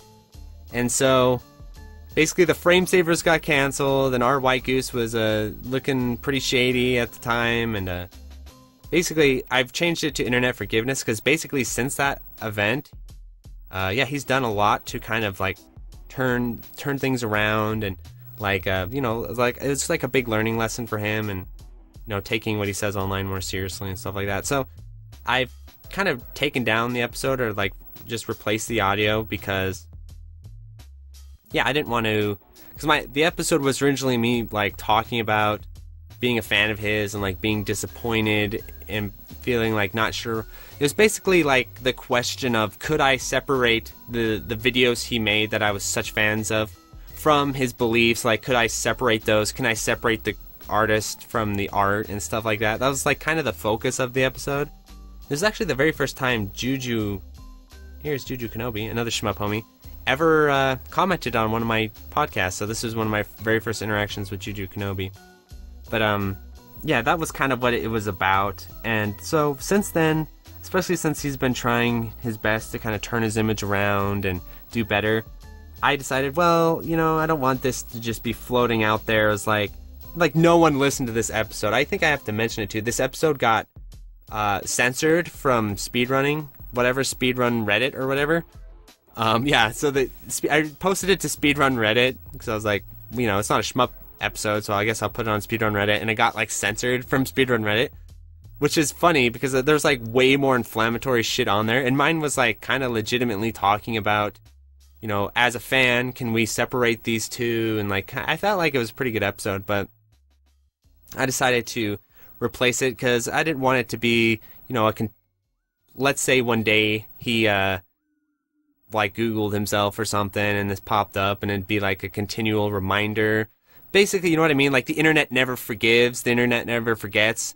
And since I was like, okay, he's trying to improve himself and do better, I want to forgive and forget, basically. So that's why I have removed the episode, sort of. But yeah, that's what that episode was about. The Framesavers episode was about... So the Framesavers were another very influential podcast at the time for me, especially since they were kind of peers of mine. They were like more popular than I was, but they were, you know what I mean? They were like making episodes around the same time. The reason I'm on SoundCloud is because they were on SoundCloud, and I was like, oh, SoundCloud, that's cool. I'll be on SoundCloud like the Framesavers, which was a mistake, but I did it. So yeah, they were very influential on me, and they were really cool to me. Actually brought me on an episode. And so what happened is one of their hosts got into some issues at AGDQ. I don't know if I should talk about it on the podcast or not, but yeah, he had some issues at AGDQ with some other people, and that ended up getting him banned from AGDQ. It was like a big deal, and so that ended up basically killing the podcast. And so the podcast just suddenly ends, like, boom, it just ends. And I always thought that was like, as a fan of theirs, it was like really abrupt, especially since, you know, my episode wasn't that far off. And so the podcast just ends one day, and they're like, okay, podcast is done. And so I was like, what about, you know, like a goodbye episode or something like that, which they never did. So I was like, well, they'll never do a goodbye episode, so what I'll do is I'll record like a fan farewell episode, which is what this is. I'm surprised it has as many listens as it does. But yeah, it's just me as a fan saying goodbye to the podcast and how much of a fan I was of it. That's all it was. So yeah, I guess if you want to learn more about it, you can listen to that episode. And so next up is episode 23. I'm having trouble reading these Roman numerals now. So 23, this is my episode with Soft Drink. And yeah, this is a really, really good episode, I feel like. I feel like Soft Drink is a bit of an underrated talent in the world of shmups, where, you know, a lot of people know about him and stuff, but at the same time, like he was, for a while there, going really hard on like the SGG Weekly stuff, and I really liked his, you know, contributions there and like his commentary. But like, you know, he's a real talent within the shmup scene that never really got his due, I guess you could say, or like never, you know what I mean? Because he even talks about it in the episode where he feels kind of like he felt like he had some imposter syndrome and stuff going on, and so I felt like he's a really talented guy.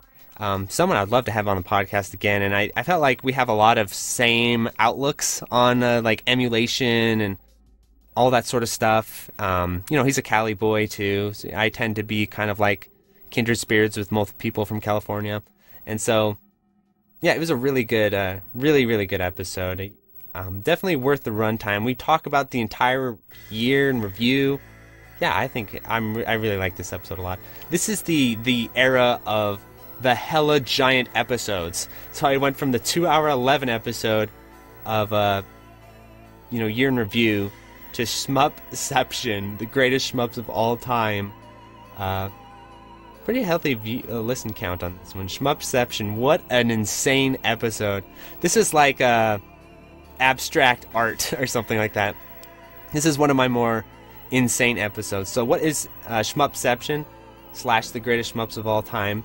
It's a 3-part episode that is almost 3 hours long. What it was is that so I recorded an episode with Dingo and Shori like 2 months before this episode. It was the lost episode. So I recorded this episode with Dingo and Shori 2 months earlier or something like that. And two really cool guys. And I felt like such an asshole because I kept releasing other people's episodes before theirs.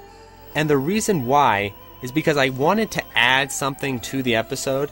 Because it was a good episode, but at the time, like these days I would just release the damn thing. But at the time I was going through this phase where I was like wanting to make the episodes like really like powerful and like these huge things or whatever. I don't know what I was on then, but I basically wanted to make all the episodes massive and like these experiences.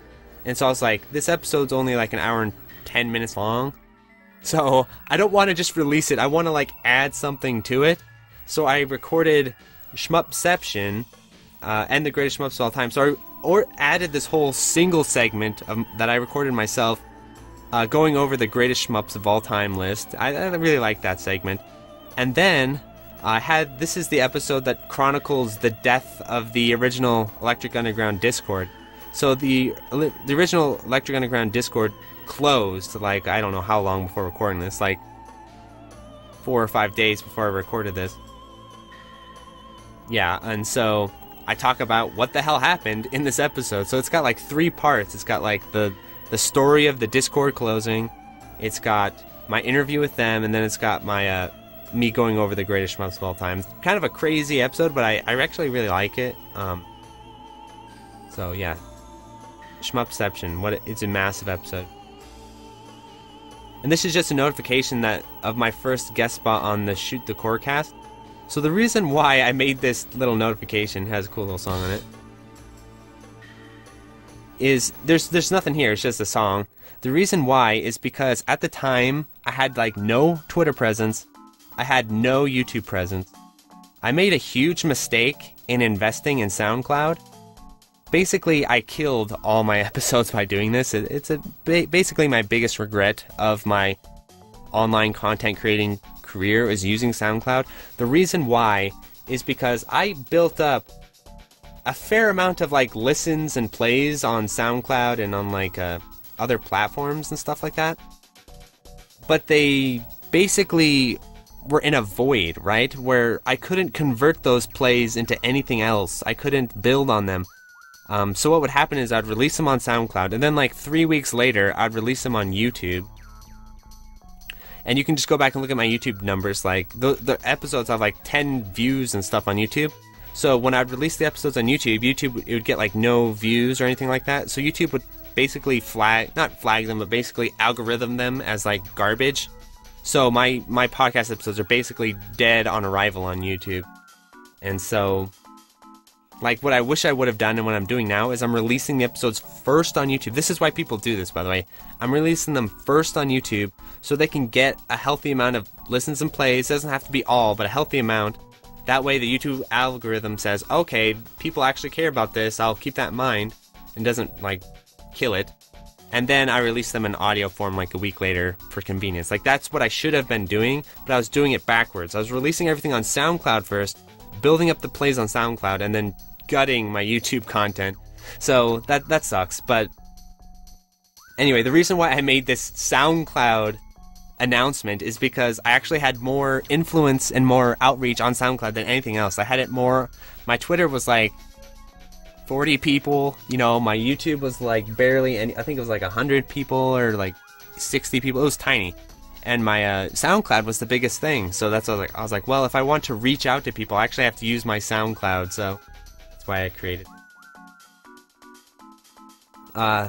this episode here. I don't think the guy who was a guest on this episode is listening, but this is a weird episode for me, the Unchained Rivals of Aether episode.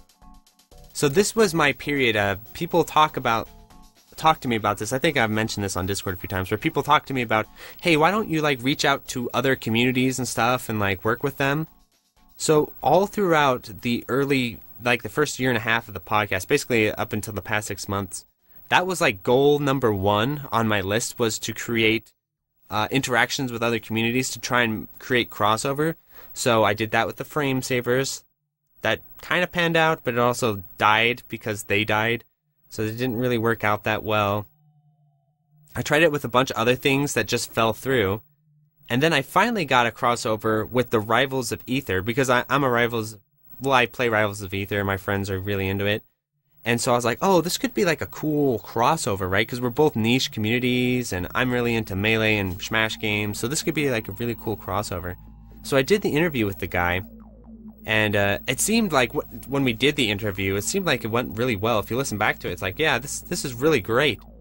But so after I do the interview, he was saying, yeah, I'll share it with the Rivals people and stuff like that. And yeah, so people, because we talk about shmups, and it's kind of about like introducing shmups to Rivals players and like trying to create a crossover there. But he ended up just like ghosting out. He never actually shared it with anyone. And I think the reason why is because he was on the Electric Underground podcast, and I have a talent for making people maybe throw more shade than they would otherwise. I don't know what, because this happened another time. But yeah, so I think what happened was I was throwing a bunch of shade about Smash Ultimate a little bit, being a Melee player and all, and he kind of like joined in on it. And I think what happened was he didn't want to share this episode because he's kind of like talking smack on the episode, and he didn't want to like basically cause a bunch of controversies and like people have like make videos about him or some crap like that. So I don't necessarily blame him, but at the same time it's kind of like a bummer for me because all of these views are just my audience. It never crossed over with the Rivals people ever. I tried to post it onto Rivals of Ether Reddit, and it barely got any sort of traction there at all. So it's basically like me telling the shmup fans about Rivals of Ether when it's really, the goal was to do the other way around. So it's kind of like an experiment that didn't really work out. So then we got episode 25. Emulation is Religion. This is one of my personal favorites.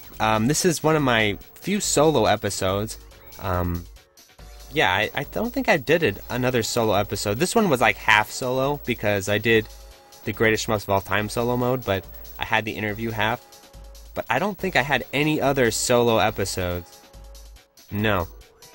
So this was my first solo episode since the very first episode, and I kind of had been wanting to do a solo episode again, and yeah, I really like this episode a lot because it's basically me venting and throwing shade back at people who were giving me a hard time about Shmup Arch. Because when I released, I think Vudy even mentioned it, like when I released Shmup Arch for the first time, holy crap, the backlash was insane. The backlash was so heavy that I actually called one of my IRL friends in real life and talk to him about it because it was so insane. I was like, I need to talk to a non-internet person about this, and, like get his perspective, like because people were like the farm was freaking out. They're saying I corrupted the genre and murdered babies and all kinds of shit. Like they were freaking out, and then Reddit was freaking out. I don't know if I want to Google it, but there's like a whole Reddit drama Reddit, and like it made it onto drama Reddit. It was such a big deal, and people freaking out and yelling at me. And I had this one dude who was so mad, and he would just like message me constantly. There's people on the farm who did that too, but on Reddit, this one dude on Reddit, and he was furious. He was outraged, and the reason why he was so pissed at me was because he felt like I was stealing RetroArch's like IP. He felt like I was basically copyright infringing RetroArch, which is, funny to think about, but, that it makes no sense. But basically he was saying that I was trying to co-opt RetroArch for my own brand and, like, warp it into my own branding and, like, steal glory from them and, you know what I mean? Like, this whole thing, like, he went on and on about it. And basically I want to let you guys know something about Shmup Arch and the Electric Underground. It has done very few good things for my branding that I am aware of. I have never had, I've met very few people who have been like, the reason why I listen to the Electric Underground is because of Shmup Arch. Like, no, it's backwards. The Electric Underground introduces people to Shmup Arch. It's not the other way around. And so it's basically caused me nothing but headache and way more drama than I ever anticipated, like on all fronts. The MAME guys were pissed because it's not MAME. Some people were mad at me just because they just felt like getting mad because I was talking about emulators and I didn't have the authority to talk about emulators or something. And then there's these people on Reddit that were pissed because they felt like I was stealing RetroArch's branding or some crap. The funny thing is like the RetroArch team have been like really supportive and helpful with Shmup Arch. So RetroArch guys are like really cool. yeah, like they're really cool dudes. I really like them a lot. They've been nothing but helpful towards me. And yeah, I came to them with questions all the time. Like, hey, how do you do this? How do you do that? So the whole point of Shmup Arch was just to make RetroArch plug and play for shmups. That's all it was. And I explained that in the articles, What is Shmup Arch? Talk about this. Where's the article? What is Shmup Arch? Why does it matter?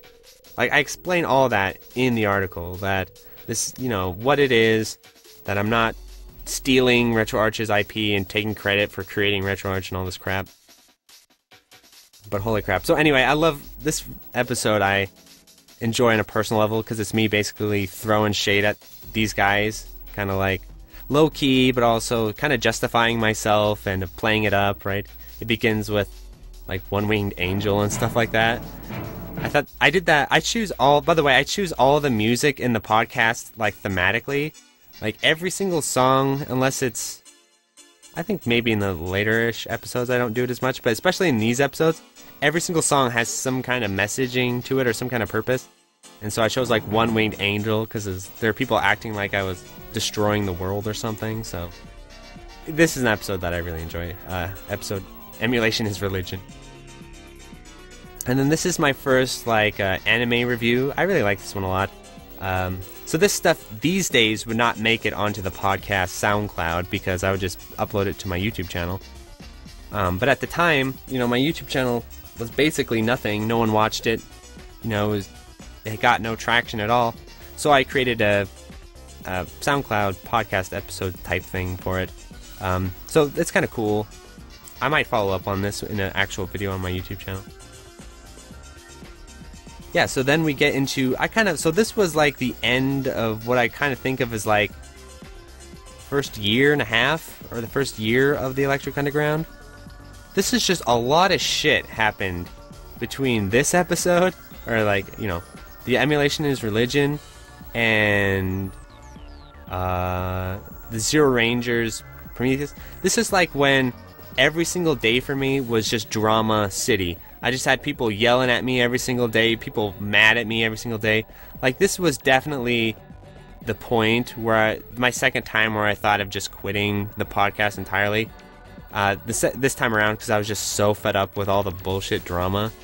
And I was like, this is so stupid. And it got to the point where this is something that's always kind of been, weird to me, is that, so all my content is just me expressing my views on things and what I think works, what I think doesn't work.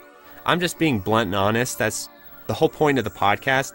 And some people have said, especially with Emulation and Religion, in this time zone, why aren't I basically more pandering, right? Why don't I pander to the main people? Why don't I pander to these other groups and stuff like that?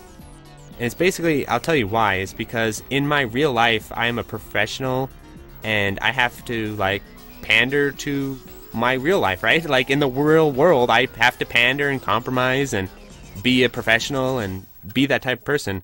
But in my online YouTubing, podcasting world, I get to say whatever the hell I want to say. And to me, it's basically pointless. If I ever have to pander on my content, I'm not going to make it anymore, because the whole point is me not pandering, me putting my blunt opinions out there and seeing what the world does. So it would completely defeat the entire purpose of the Electric Underground if I can be compromising and I can be reasonable and stuff, but I'm not going to just start lying or saying things I don't believe in, right? So, because that's the whole point of the show, is to put up my honest opinions. So it was around this time zone where I felt okay, shmup people can't handle my honest opinions.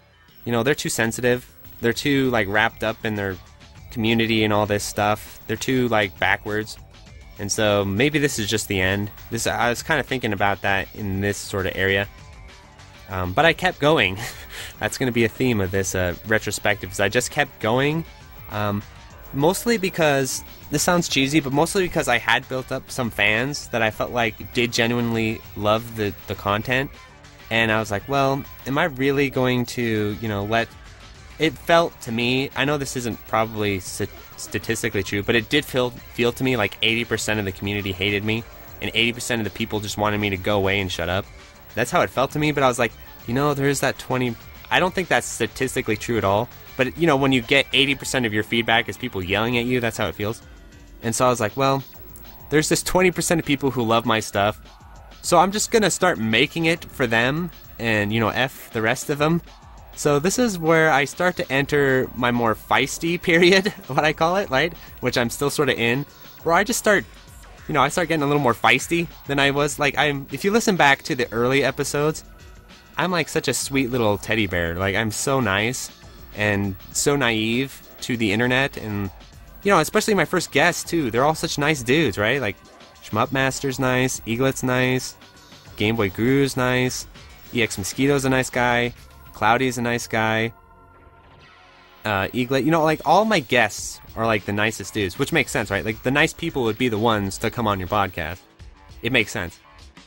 But then, you know, like, the rest, you know, there's a ton of demographic that just wanted my blood, it felt like, so I felt like, you know, so anyway, in the early episodes, I'm a lot nicer, and then as it progresses, I get more and more feisty, and, like, Emulation is Religion is, like, my first, like, official, like, okay, Mark's pissed episode, and I kind of carry that, talking about, you know, I kind of am on and off about that, but anyway, so let's talk about Wine, Cheese, and Hibachis.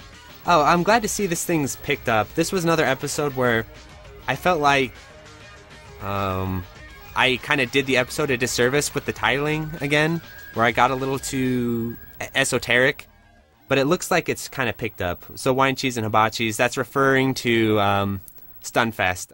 So I don't know, I don't know where I came up with some of these titles. I think they're funny, but it's about Stunfest 2019. So, like, the Google name should be Stunfest 2019 with Plasma or something like that, right? But I'd always add these kind of funny subtitles and stuff like that.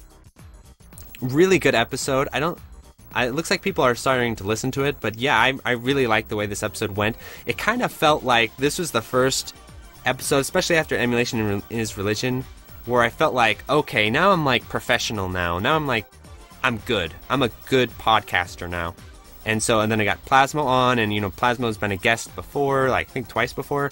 You know, I'd built up, like, a lot of camaraderie with him. I knew a lot about Stunfest the second time around.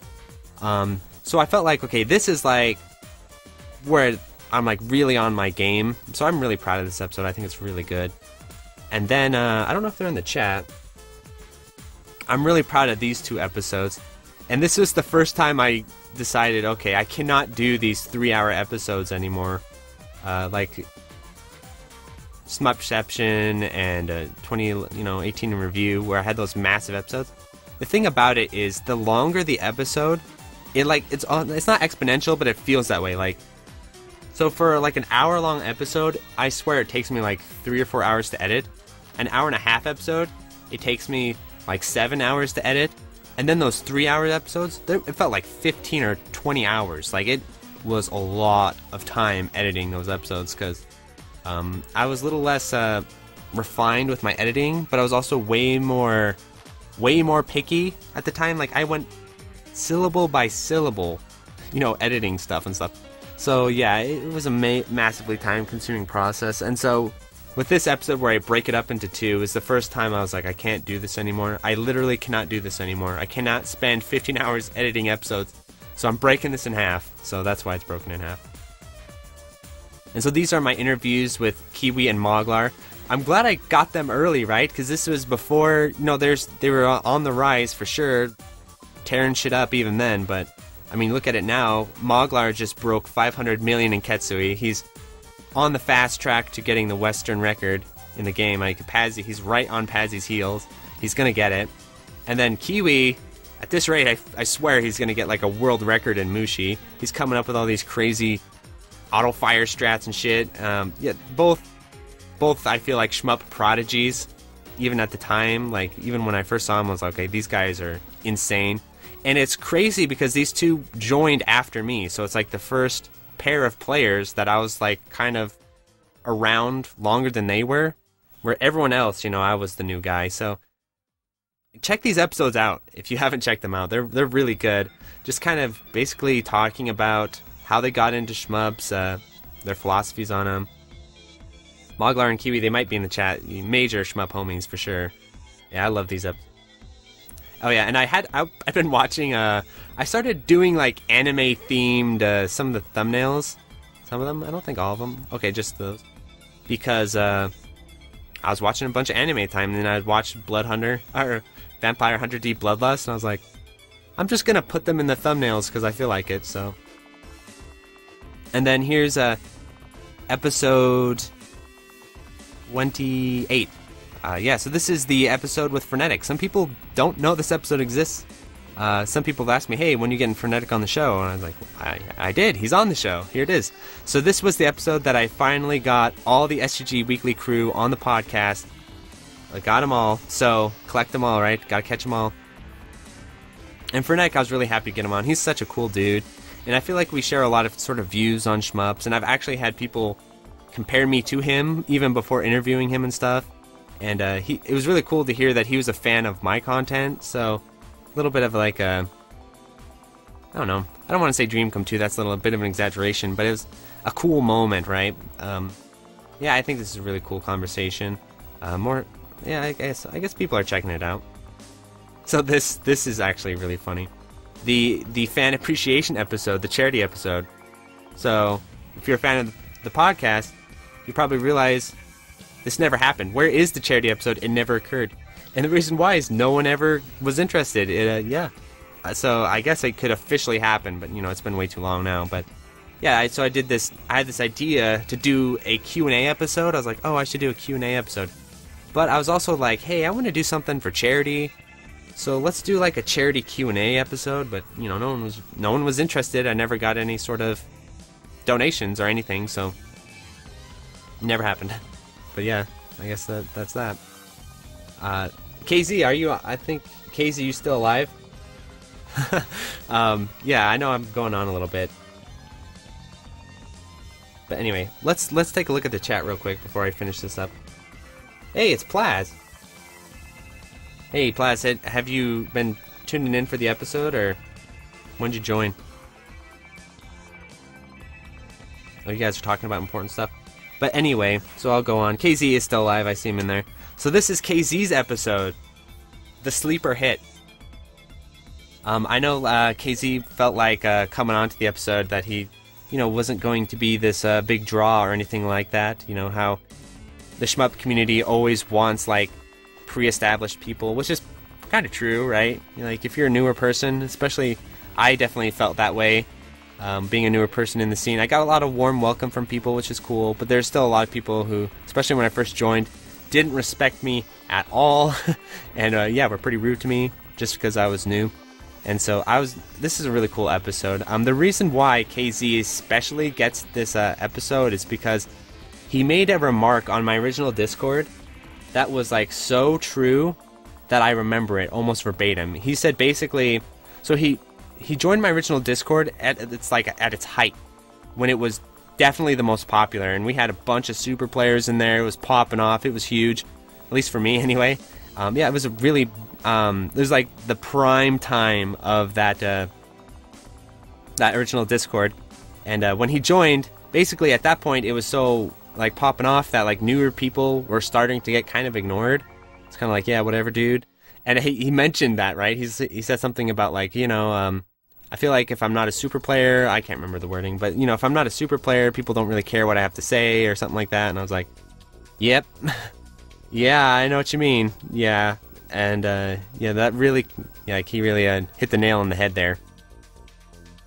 So I was like, well, let's have people hear what you want to say, right? So let's get you on the podcast. And I really liked this episode a lot. I think Plasmo, I don't know if it still stands, but Plasmo at one point mentioned this is one of his favorite episodes.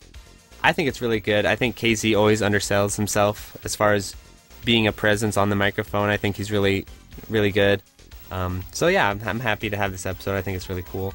Little reference to Castlevania there. People really enjoyed this thumbnail. I enjoyed it as well. Shmup cheating and score verification. Oh boy. This is when things get real feisty now. So, this is episode excerpt too. So the reason I called it's a little homage to Guilty Gear, because it would have been episode XXX, which I was thinking of doing, but I was like, excerpt, like Guilty Gear. I thought that was funny. So that's why it's called Episode Excerpt, Episode 30. Maximo and myself go over shmup cheating, and this planted some serious seeds for some real drama to come, let me tell you that. But yeah, so this is the episode where we did a bunch of research about cheating in shmups, and during that research, there was some suspicions brought up about a certain player, certain slowish half-speed type player that came up. But I decided, well, no one's formally accused him or anything like that. It hasn't really been fully substantiated. So it's it's a lot of smoke. But I won't mention it on the show. So this episode actually does not mention a certain someone about a certain slowing down at half speed on YouTube. Starts with a P. This episode does not mention him. Instead, it talks about a lot of the other cases. Really cool episode. I broke it up into 2 parts again because I can't do 3-hour edits anymore. Nope. This one is so this is actually, again, this is like one of those ones that would never appear on the SoundCloud ever again, because now it's like YouTube content. So this is like my first delving into more YouTube-ish type content, and the reason why it has a picture of myself is because I recorded a video. There's a corresponding video. This is like the audio of the video. Oh, I made it private here, so you can't actually access this. And the reason why is simply because I want you to watch the video instead of listening to the audio. So this was like the last time I ever put my YouTube content on SoundCloud, because I was like trying to, but now I'm like, okay, just watch the YouTube video, right? You don't need to, this is like a legitimate video too, this isn't even just audio. So anyway, part 2, we trash on Twin Galaxies a little bit. I'm hoping to do a follow-up episode on that topic for sure. This episode, oh my gosh, this episode 450, but it has strong YouTube numbers, so this episode got some love. So this is the guy from Resonant Art, and this is me crossing over with his audience. The most successful crossover by far, bar none, the most successful, yes. It was a great interview. It went really well. I was really proud of it. This was also during a time where he quit his podcast for temporarily. So his audience was like, hey, we want more podcast content. So I brought him on my podcast, and it was kind of like a hybrid between our two. This is like the ideal crossover episode that actually worked, where he shared it with his audience. His audience actually liked it and checked out my stuff, and I introduced some of my audience to him, even though his audience is a mammoth and mine's like a baby ladybug or something in terms of numbers, but still. A successful crossover. I'm really proud of this episode. I'm proud of everything about it, down to the art and everything. It's on YouTube too, so it's like one of my very first YouTube first episodes, which I definitely... And look, it didn't even really impact the SoundCloud anyway, right? Like, the SoundCloud numbers are basically the same as most of the other episodes, and it has like way more YouTube presence and stuff, so yeah. I'm really, really proud of that episode. And then, I think Gus is in the chat. The Gus trilogy. He gets 2 and then a third, right? Like, you break him apart. The Gus trilogy. These episodes are massive, man. These episodes are big. So this first one, it took a while for me to release it.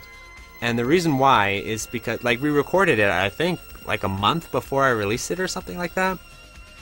And the reason why it took so long is because I was being a strategic boy, and I was like, okay, I want to release this close to AGDQ, and the reason why is I actually learned a lesson from Shmup Slam 2.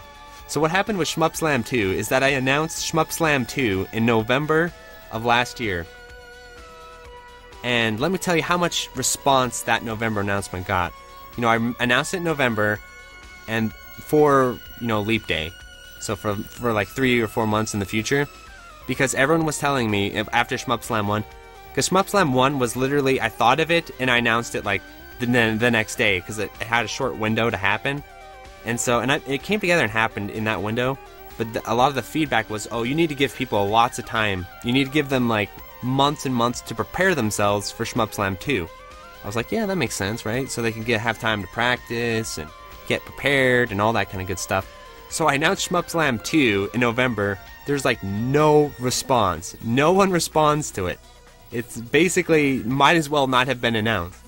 And so that was a bit of a learning lesson for me. I was like, okay, how the internet works is the internet has like a 3 or 2 week attention span. So you cannot announce stuff before that necessarily, unless it's like a big deal. Like I could probably do that with Shmup Slam 3 now, because 2 was so successful. I could see people now like taking the announcement seriously. But at the time, remember, AGDQ Run, people are trying to revise this history, but the real history was, before Gus did his AGDQ Run, no one gave a shit. No one believed in him as far as growing the genre. Everyone thought it was basically a waste of time, and it wasn't a big deal. No one was talking about it, no one cared. And so I thought, okay, if I release this episode like a month or 2 before his actual run, no one is gonna care. So what I need to do is I need to release it right before his run, so basically people watch it, listen to it, and then the next few days watch his run. Like I wanted that to be very close together so that people's attention spans would not wander off and do something else. So yeah, I guess if you're wondering, I think I'd explain this to you, why it took, like why there was that gap between the recording and the release, is because I wanted to line them up strategically, and I think it worked. So yeah, I'm really happy that worked out. Really cool episode. You know, a lot of people have really digging it. And then the latest episode, we're all the way up to episode 33, the final episode before this one, which is this is definitely like the end of chapter 1. That's why I'm kind of doing this retrospective, because all of this is like, if you're like a Dragon Ball Z fan, this is like the Saiyan saga or something. This is like all one arc of the podcast together. Like my first 2 years of doing the podcast were an experience, to say the least, where I go from kind of a nobody that just shows up out of nowhere, hella nervous, like overwhelmed. I start to get accepted, and then I'm in like this little brief honeymoon phase about here where I'm accepted and people are like responding to the podcast. I'm interviewing devs. I'm starting to feel like yeah, this is going well. And then I enter sort of this phase here where I start getting a massive load of backlash and people hating on me and getting mad at me, and it's like, okay.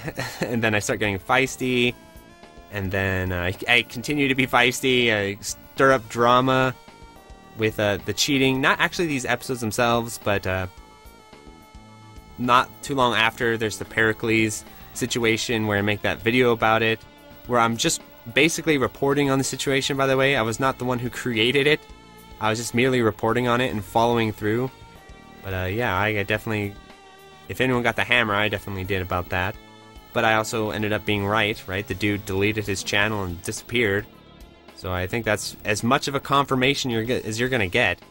And so, and then Gus, interviewing Gus, and then Gus gives that massive performance at AGDQ, brings in a ton of more attention to the genre, at least respective to what it was before. And so now we are in the chapter 2 of the Electric Underground, which is going to be very different from chapter 1. And so before ending this episode, I thought I should talk about sort of my mindset right now, and also my future plans, my future goals, things like that. But before I do that, let me check the chat, see if anyone has something to say.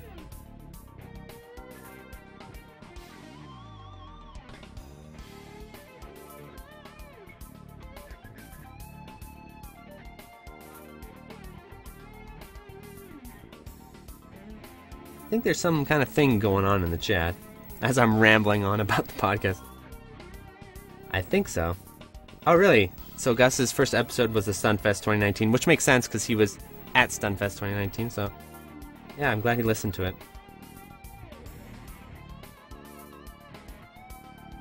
Oh my god, the bounty, dude. Yeah, there's not even a podcast episode about the bounty, is there? I feel like the bounty was part of chapter 1, actually. Oh, thanks, Brad. Yeah, so the bounty, that's not even in the podcast episodes, because I do all that stuff on the YouTube side of things, which I'm glad I did. But, yeah, so the bounty, man. Yeah, the bounty, Pericles cheating scandals, basically me getting yelled at over reporting on it. Literally shooting the messenger, it feels like, oh my gosh, so much shit. AGDQ, me opening the Patreon, So I feel like the bounty and the beginning of the Patreon are like the end of the first chapter. And so, yeah, I don't know if I'm getting any questions in the chat before I'll just start talking about sort of what I'm thinking about now and also the future of this endeavor. Okay, so Chapter 2 of the Electric Underground is going to be a bit different than Chapter 1 because the goals have shifted a little. Well, not entirely, but sort of the route has shifted. So the goals have remained the same, which is promoting the genre, reaching new people about the genre. But the thing is that I basically accomplished everything I set out to accomplish in the first 2 years. Basically, my 2018 self, in the first episode of the podcast, would consider where I am at now complete. I have done it. I have completed the purpose of the Electric Underground. The Electric Underground could essentially end today, as far as my initial goals. It's not going to, but I'm saying I basically accomplished everything I set out to accomplish. It has been done. I got all the shit I wanted to say out there. I helped bring more people into the genre. I helped expose a bunch of bullshit. Like, I basically did everything I set out to do. So if I left today, like, I feel like the Electric Underground would have made some sort of impact on the genre and stuff like that. However, I'm in too deep now to just leave. And so, Chapter 2, these next, however long I'm doing this, is going to be a little bit different from what I was doing before. So before was all about sort of integrating with the existing shmup community, becoming a part of it, you know, like making connections there, all that sort of stuff, like working with the established shmup community, which I feel like I have achieved. I've basically done all I really want to do there as far as working with the established community. I'm talking specifically about like the forum and just sort of all that stuff before the Electric Underground, right? And it's just, we've kind of come to a fork in the road. Now, I was going to make a whole video about this, but I decided, you know, I don't really feel like being in a bunch more drama at this point. I'm kind of burned out on the drama. So I'm not really going to make like this a big thing. But basically, I'm leaving the forum, and I'm leaving the established shmup community, sort of, in a way, where I am trying to build something new here. So the Electric Underground is, I want to partner and work with the people who want to work with me. So the people who want to work with me, and who want to support me and help me out in my goals, I'm definitely going to continue that, you know, continuing my Discord, but I'm basically leaving the forum. I'm leaving all that stuff behind because I feel like it's just a parting of the ways, right? Like, I think, what book is that, right? Parting of the Ways. That's Harry Potter, right? We've come to a parting of the ways, right? The forum and stuff is like the Ministry of Magic. They're stuck in the past. They're stuck in their ways. They don't want to change. They don't believe Voldemort's real. They want to just keep things under control. They want to shut me up, you know? That's basically them. And I don't have any further interest in trying to work with them or trying to push on that anymore. I feel like it's a waste of time. It's going nowhere. And, you know, talking about sagas, the bounty situation was just kind of the straw that broke the camel's back, or the confirming punch in the face, I guess, to where when I joined, ever since I joined the shmup community, everyone has talked about this damn glitch in Dodonpachi, how significant it was, how important it is, how it's a symbol of how the Japanese are just trying to screw us over, and all this crap, right? That's always been this huge thing. And so, and how it ripped the community apart, and all this stuff, all this drama around this damn glitch. And so, my goal, and I didn't do this alone by any means, the bounty community, you know, this was a team effort. I definitely did not do this alone, but I did contribute to this. And the whole goal was to end this, right? To end this drama, to squash it, to put it aside and say, okay, we're going to find this bounty, or we're going to find this glitch, we're going to expose it, we're going to end this whole issue, right? So we can move forward. And, you know, the response to it, you think, would have been support would have been like, yeah, this is what we've been wanting to happen. But the whole time, we're just getting shit on by the farm, people not believing in us, and then we get straight up censored, and our post gets deleted. And so that just really... And then Pericles situation where the dude's cheating up the ass, and everyone knows it, but then they just blindly attack me because, you know, I'm the messenger and they don't want to hear what I have to say, even though there's a lot of substantial reasoning for it. And then, of course, the dude just deletes his channel. Like, that's not a sign of guilt or anything like that. And so I'm just like, I'm just done. And then, of course, I didn't even talk about how the farm just straight up ripped me a new one when I first joined the scene with, like, talking about updating the leaderboards, talking about all the issues with the leaderboards, which I think are all still extremely valid. And I feel like this post, it's like my first one, right? Updating records. I feel like this post becomes more and more true by the day. Like, it becomes more and more accurate. I think I was right on the money with this stuff. And basically, I just got hammered over it. I got, you know, made fun of, yelled at.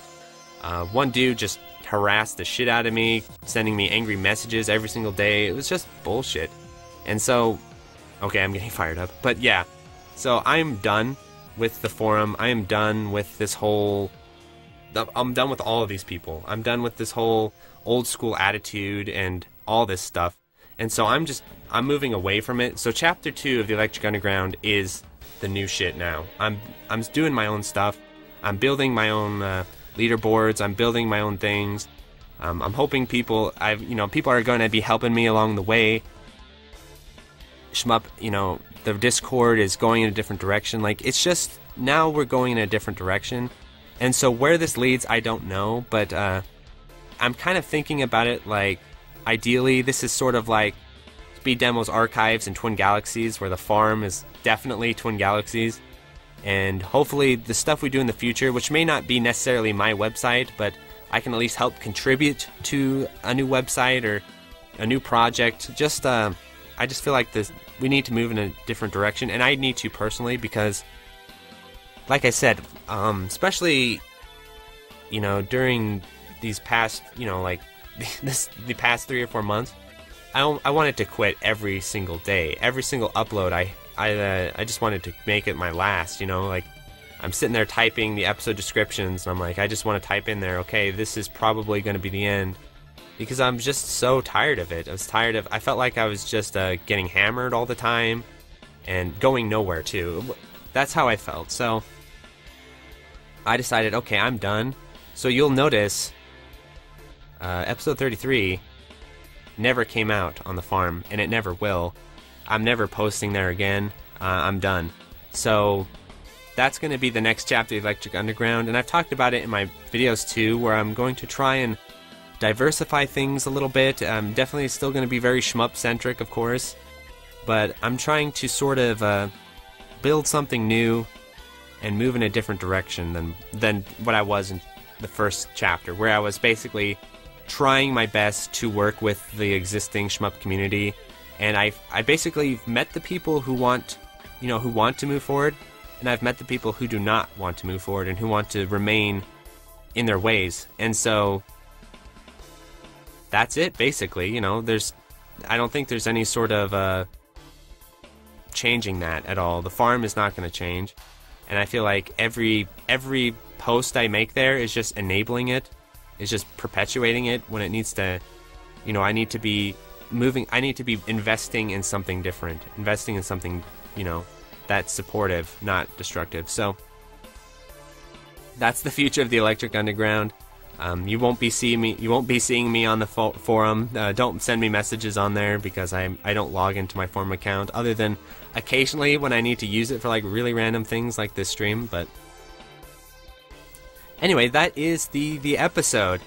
I think it went pretty well being live and everything. I rambled on, but I think people, this is sort of like an episode for the fans, you know, so I feel like it's a little bit self-indulgent, no doubt, but you know, I always like when you watch movies and they do like director's commentaries. I'm really into that stuff, you know, behind the scenes stuff.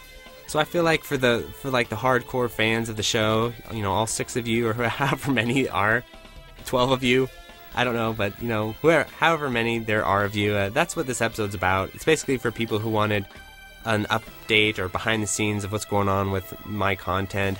You know, how we got here, basically. So, thanks so much for tuning in, everyone. Let me take a look at the chat before I close it down.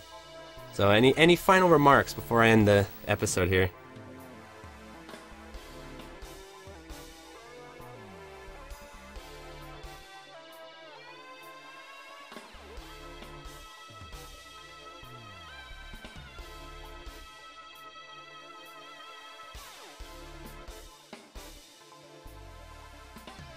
Okay, so Casey has some questions. How am I going to integrate the podcast with your Patreon, YouTube, and Twitch stuff?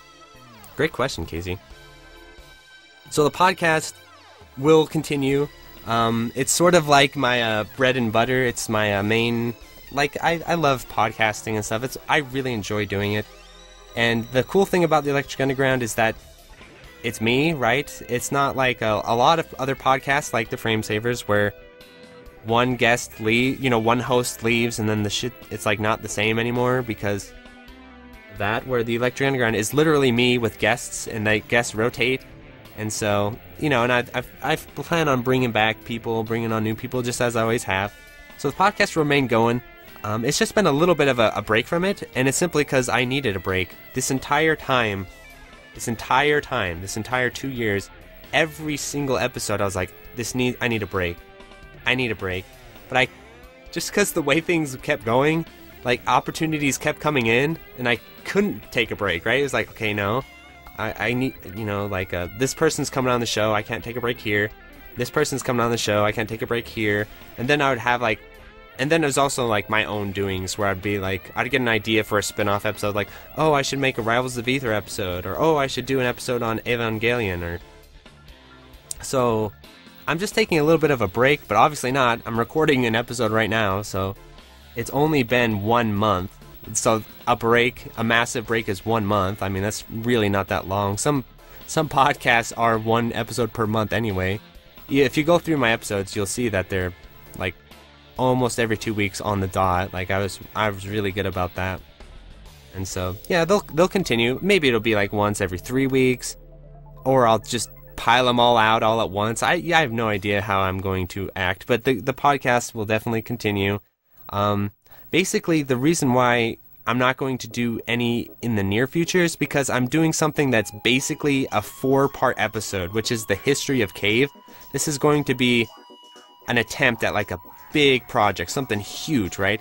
The history of Cave. I want to make this a YouTube video and a podcast. 4 hours of just Cave history. I really want to pull this off. So I don't really have the energy to research that and research like episodes and do outlines for the podcast. So basically my podcasting efforts right now, are, other than this live episode, are being spent towards that history of Cave video series / podcast series, because I think that's going to be really, really cool. So it's already happening there.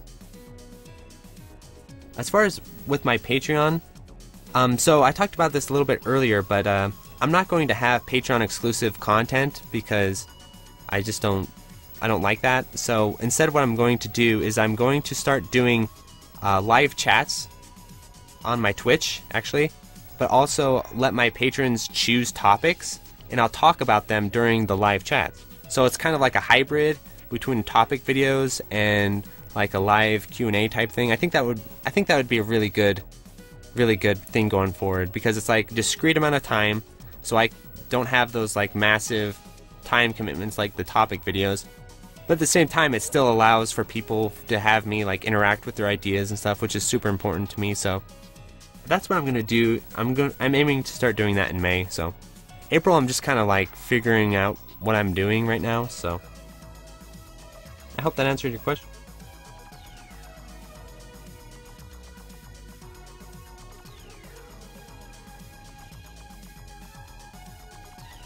Yeah, Black Keystone, no kidding. The DDP leaderboard it's crazy. They like reset it all the time. Not only do they reset it, but if you make the moderator of the leaderboard mad, he won't update your score for like 3 months, so there's that. Yeah, Cave History, I'm really looking forward to it too. It's kind of like the same thing where I want that video to exist, so I'm going to make it, basically.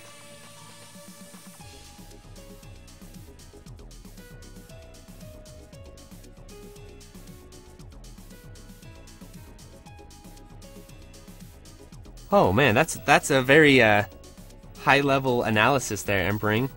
Yeah, sort of. So these days I do use a lot of my stream footage for my YouTube videos, as you probably noticed. And yeah, so I am sure I will recycle video from my streams onto the cave history video. I'm sure I will do that. I don't think that hasn't been necessarily my exact intention. It more have been as just I needed a bit of a break from Dodonpachi and just like a bit of a break in general. But yeah, I'm going to return to Dodonpachi soon enough and all that good stuff.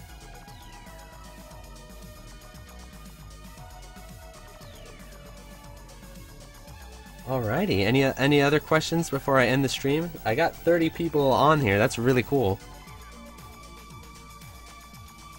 Brad, I actually... The dangerous thing about that, Brad, is that I may take you up on that offer. That's the dangerous part of that, is that I may, because I would really appreciate help, especially with, like, gathering footage of things, because that is the most time-consuming thing for me, and, you know, I'm not particularly efficient at that, so, like, yeah, like, if you'd be willing to, like, capture footage of, like, cave shit, you know, like, cave games, whatever, and, just give it to me, free of use, you could say, right? Where I don't have to, pay you money and stuff like that. That would definitely help me a lot. Absolutely.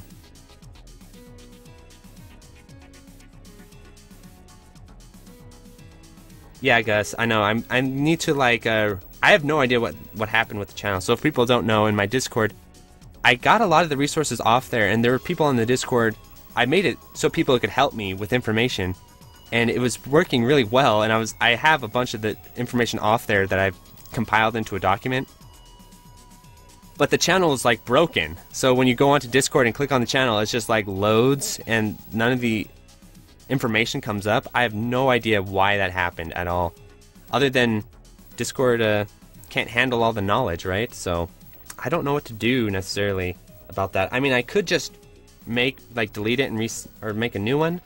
What I might do is make a new one, and then, yeah, just make a new one, but leave the old one there, just in case we can restore it, maybe. You can still get... That's interesting, Moji. I did not know that. So what I think I'll do after this is I'll make a new one, but leave the old one alive, just in case we can revive it somehow. And then we'll just merge them or something like that, or archive it or something.